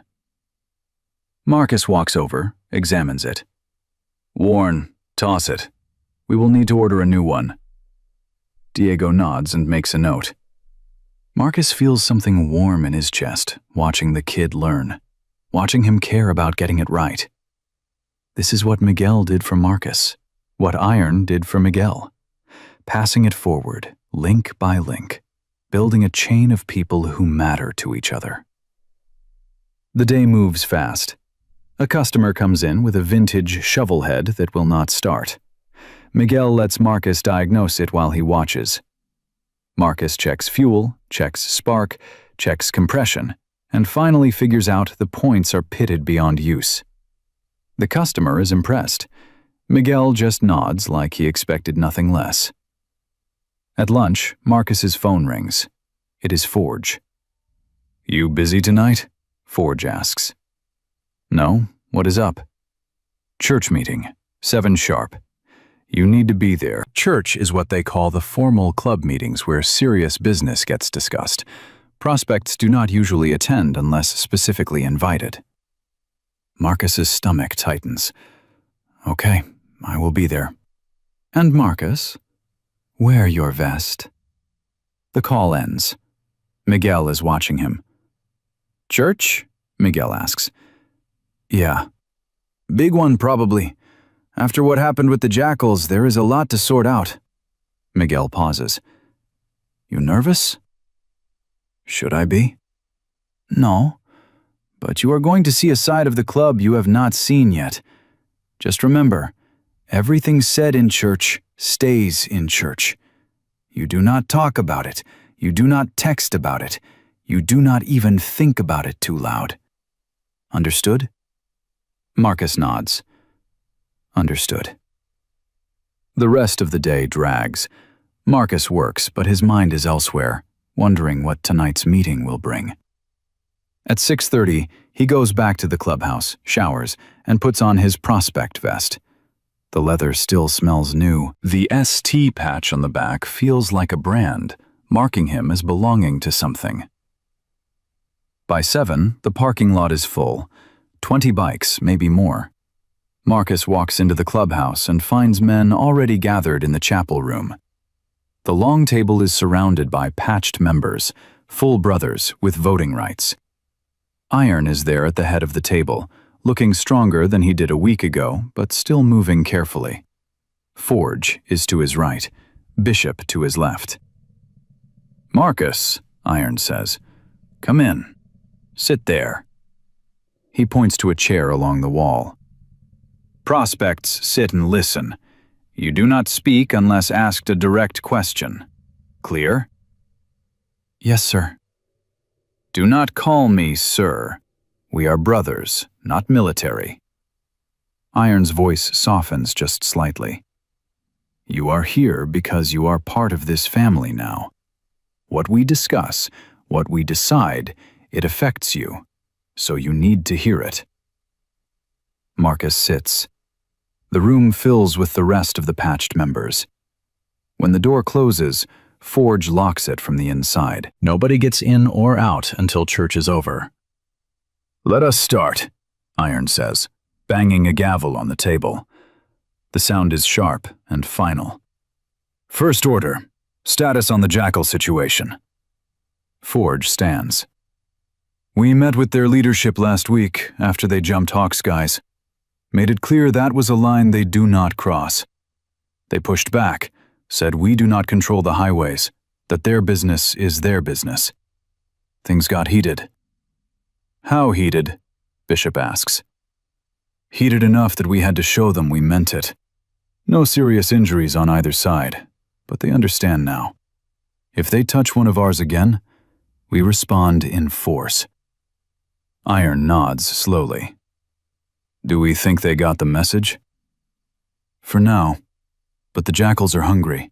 They are growing fast, taking territory, and they see us as old and slow. This is not over." The room is quiet.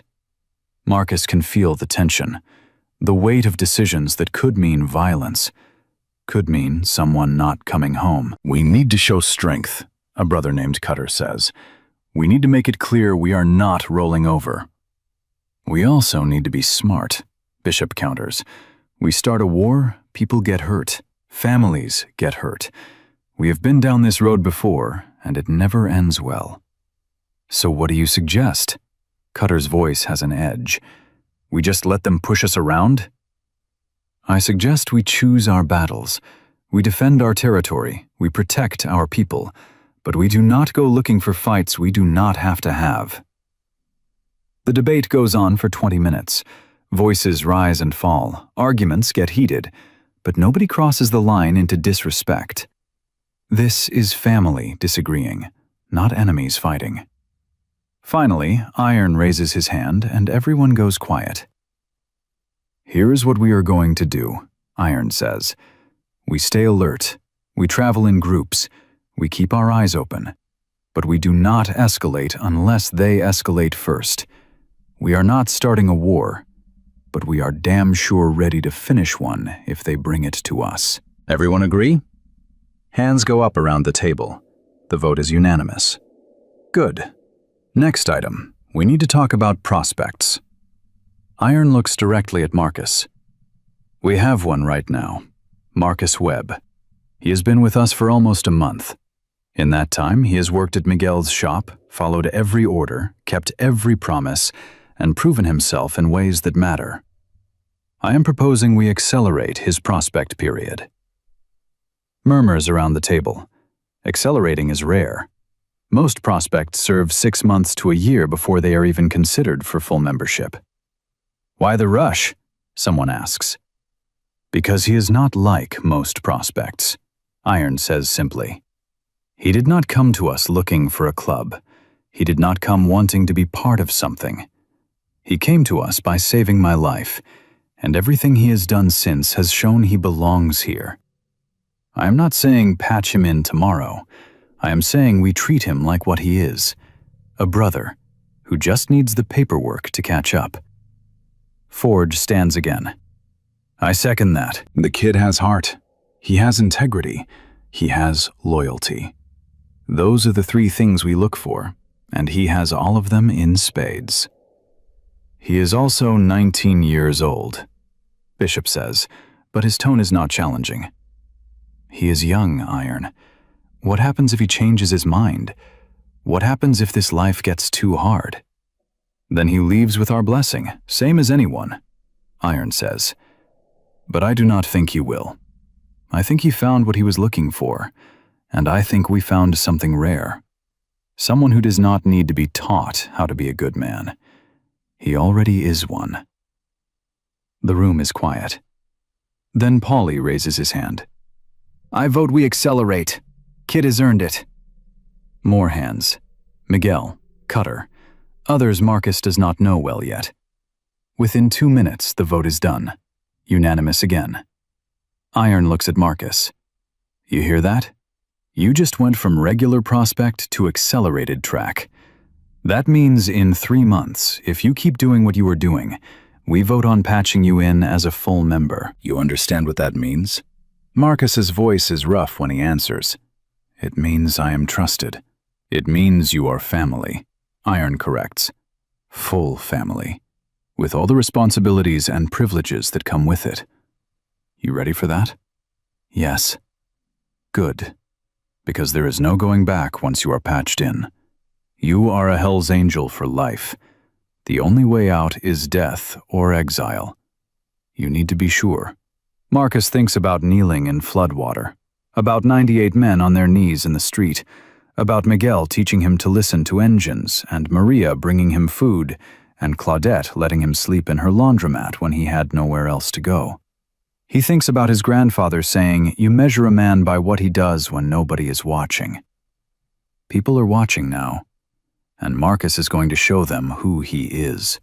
"I am sure," Marcus says. Church continues for another hour. Budget discussions, rally planning, a vote on whether to support a sister chapter in a legal dispute. Marcus listens to all of it, absorbing how decisions get made, how voices get heard, how a club of hard men operates like a democracy where everyone matters.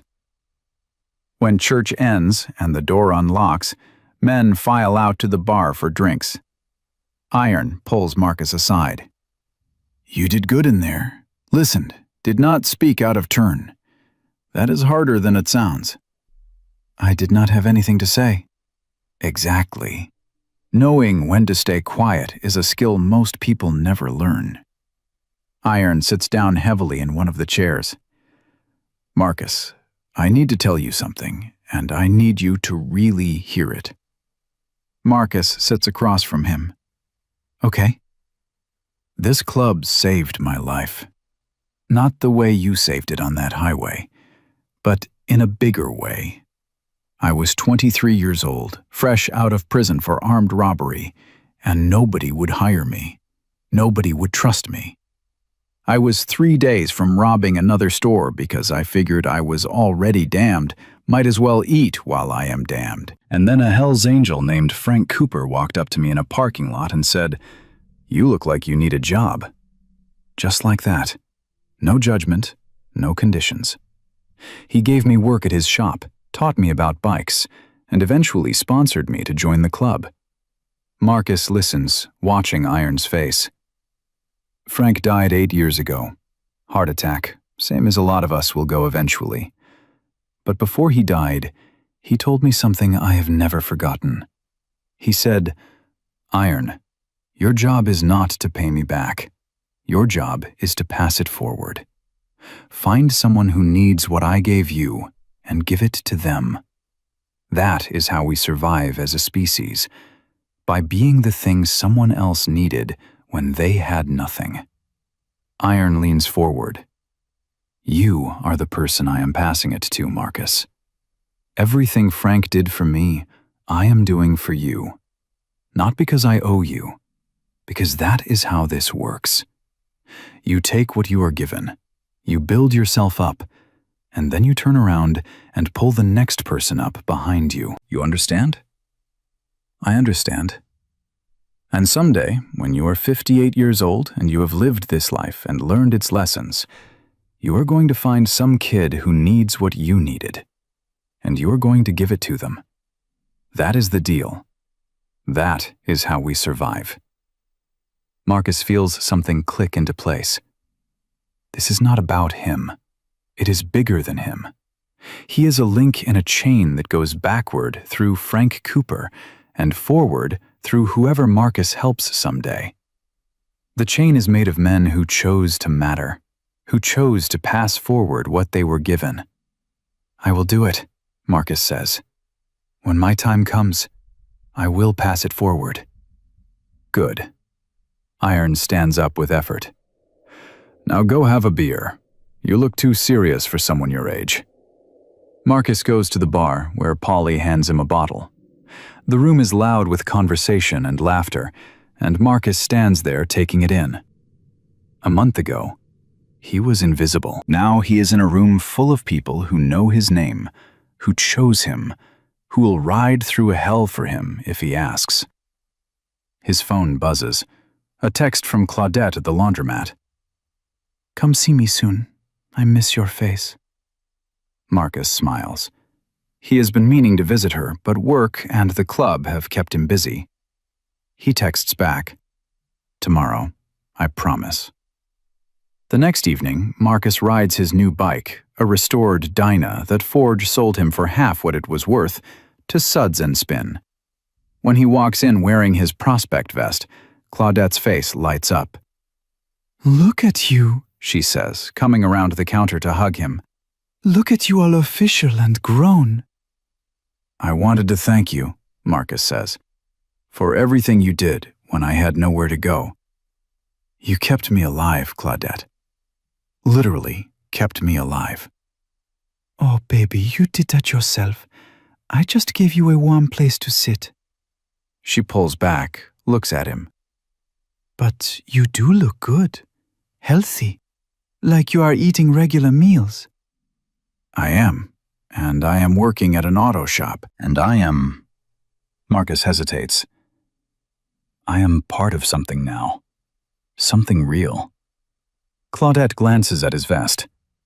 "The motorcycle club. The ones who came for the man you saved." "Yeah." She is quiet for a moment. "You be careful, Marcus. Those men, they live hard lives. I have seen what happens to boys who get involved with clubs. Not all of it is good." "I know, but these are good men, Claudette. They gave me a chance when I had nothing." "I believe that. But good men can still do hard things. Just promise me you will remember who you are underneath that vest. You will remember the boy who saved a stranger because it was right, not because someone told him to." Marcus nods. "I promise." They sit and talk for an hour. Claudette tells him about the laundromat, about the other people who come through needing a warm place to sit. Marcus tells her about Miguel and Diego and the work he is learning. It feels good to talk to someone outside the club, someone who knew him when he was nobody. When he leaves, Claudette hugs him again. "You come back anytime, you hear? You are always welcome here." "I will."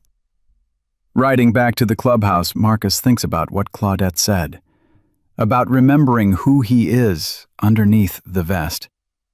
He worries for a moment that maybe he is changing too much, too fast, that maybe the kid who saved Iron is getting lost in the prospect trying to prove himself. But then he remembers Iron's words. "You do not need to be taught how to be a good man. You already are one." The vest did not make Marcus who he is. It just gave him a place to be it.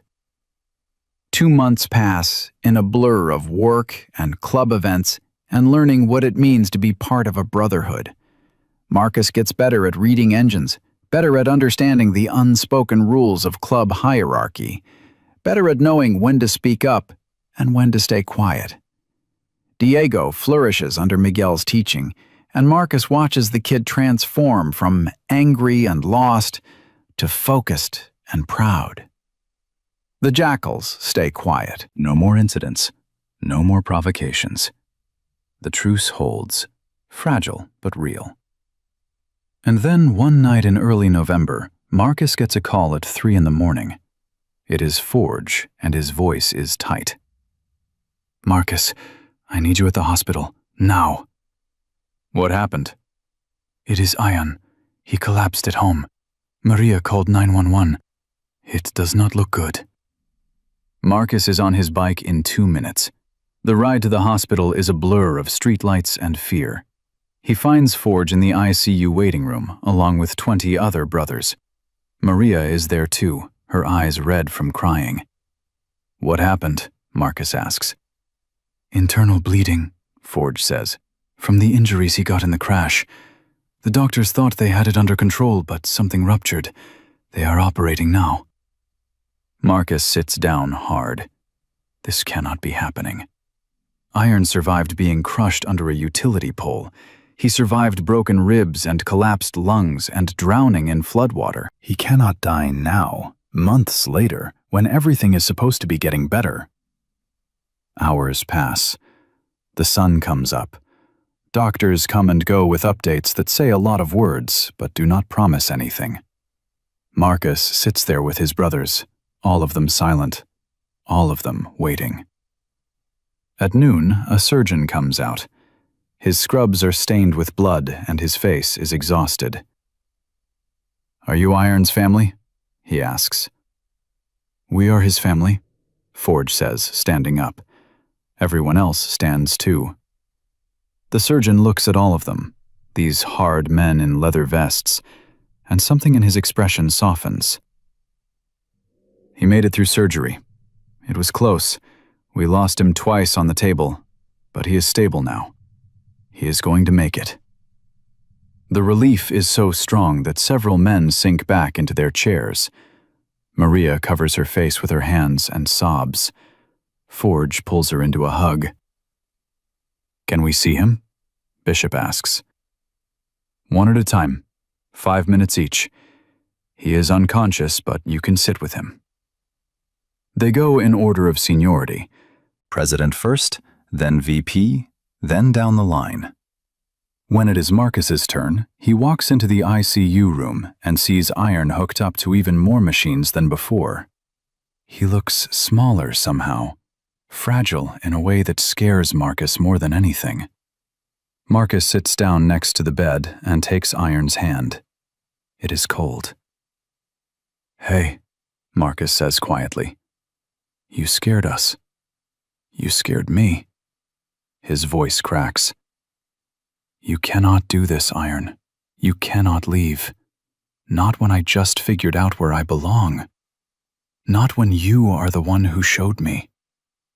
Iron's eyes flutter but do not open. "I am going to make you proud," Marcus continues. "I am going to be the brother you saw in me when you were trapped under that pole. I am going to pass forward what you gave me. But I need more time with you.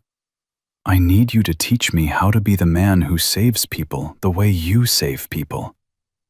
So you have to fight. You have to come back." The machines beep steadily. Iron's chest rises and falls, and Marcus sits there holding the hand of the man who changed his life, willing him to survive with every piece of his heart. 3 days later, Iron wakes up. Marcus is at work when he gets the call from Maria. He drops everything and rides to the hospital, where he finds Iron sitting up in bed, looking annoyed. "They will not let me leave," Iron complains when Marcus walks in. "Say I need another week of observation. I feel fine." "You died twice on the operating table," Marcus says. "You are staying as long as they tell you to." Iron grumbles, but does not argue. "Come here, kid." Marcus walks to the bedside. Iron grabs his wrist the same way he did when Marcus promised to stay out of the Jackal situation. "Maria told me what you said when I was unconscious, about making me proud." Iron's eyes are intense. "You already make me proud, Marcus. Every single day. You do not have to earn that. You have it." Marcus's throat is too tight to speak. "And I am going to be fine," Iron continues. "Going to take more than some internal bleeding to kill me. I survived you breathing for me in a flood. I can survive anything." Marcus laughs despite himself. "Do not joke about that." "I am not joking. You saved me once, and that bought me enough time to save you back. Now we are even.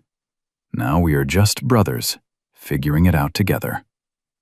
2 weeks later, Iron comes home. The club throws a massive party, and Marcus helps set it up. By evening, there are 100 people packed into Iron's house and spilling out into the yard. Music plays, food covers every surface, and the atmosphere is pure celebration. Iron holds court from his recliner, looking better than he has in months. When he sees Marcus, he waves him over. 3 months are up next week, Iron says. You know what that means? Marcus nods. Vote for full membership.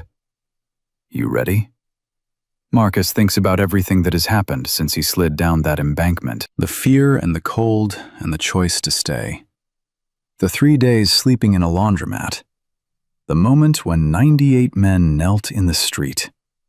The work at Miguel's shop and the church meetings and learning what it means to be part of something bigger than yourself. Yes, Marcus says. I am ready. Good, because the vote is a formality. You are already one of us. Has been since the day you commanded us to lift. The vote happens the following Tuesday. Marcus sits outside the chapel room while the patched members debate inside. It takes 20 minutes. When the door opens, Forge is smiling. Unanimous, Forge says. Welcome to the club, brother. They patch Marcus in that night in a ceremony that is solemn and sacred. Iron cuts the prospect patch off Marcus's vest and sews on the full Southern Thunder rocker, the Hells Angels' death head, and most importantly, the 1% diamond that says Marcus is part of the outlaw brotherhood. When it is done, Iron stands Marcus in front of the whole club. This is Marcus Webb, Iron announces. Saved my life when he had every reason to walk away. Worked harder than any prospect I have seen. Proved himself in every way that matters. He is not a prospect anymore. He is a fully patched member of Southern Thunder, a Hell's Angel, and my brother for life. The room erupts in cheers. Men line up to embrace Marcus, to welcome him officially into the family. When it finally quiets down, Marcus finds himself standing next to Iron, looking out at all these faces that chose him. How does it feel? Iron asks. Marcus touches his new patches. Like I found what I was looking for, without knowing I was looking for it. That is usually how it works. Iron puts a hand on Marcus's shoulder. Your grandfather would be proud, Marcus. You did the integrity math and got the right answer. That night, Marcus lies in his bed at the clubhouse, his permanent room now, not just a guest room, and thinks about the journey from that highway shoulder to here. 6 months ago, he was invisible. Now he is a Hell's Angel. Now he has 98 brothers who would die for him. He thinks about Claudette's words, remember who you are underneath the vest. And Marcus knows he will, because the vest did not change him. The vest just gave him a place where being who he is actually matters. He thinks about his grandfather teaching him integrity math, about his mother working 3 jobs to raise him, about every hard moment that led him to that embankment where Iron lay dying. None of it was wasted. All of it prepared him for the moment when he had to choose between walking away and staying. He chose to stay, and that choice gave him everything. Marcus closes his eyes, and for the first time in his life, he is not afraid of tomorrow, because tomorrow he will wake up as Marcus Webb, fully patched member of Southern Thunder, working at a job he loves, surrounded by brothers who chose him, living a life that matters. He saved a dying man in a flood and refused to let him go. And in return, that man gave Marcus something no amount of money could buy: a family, a purpose, and proof that doing the right thing, even when it costs you everything, is always worth it in the end. The kid with $73 and a dream of just surviving became the man with 98 brothers and a life worth living. And it all started with one impossible choice in the mud and the water and the cold: to breathe for a stranger and command men to lift. Marcus chose courage over safety, integrity over survival, and brotherhood over being alone. And 98 Hell's Angels knelt to show him that some choices change everything.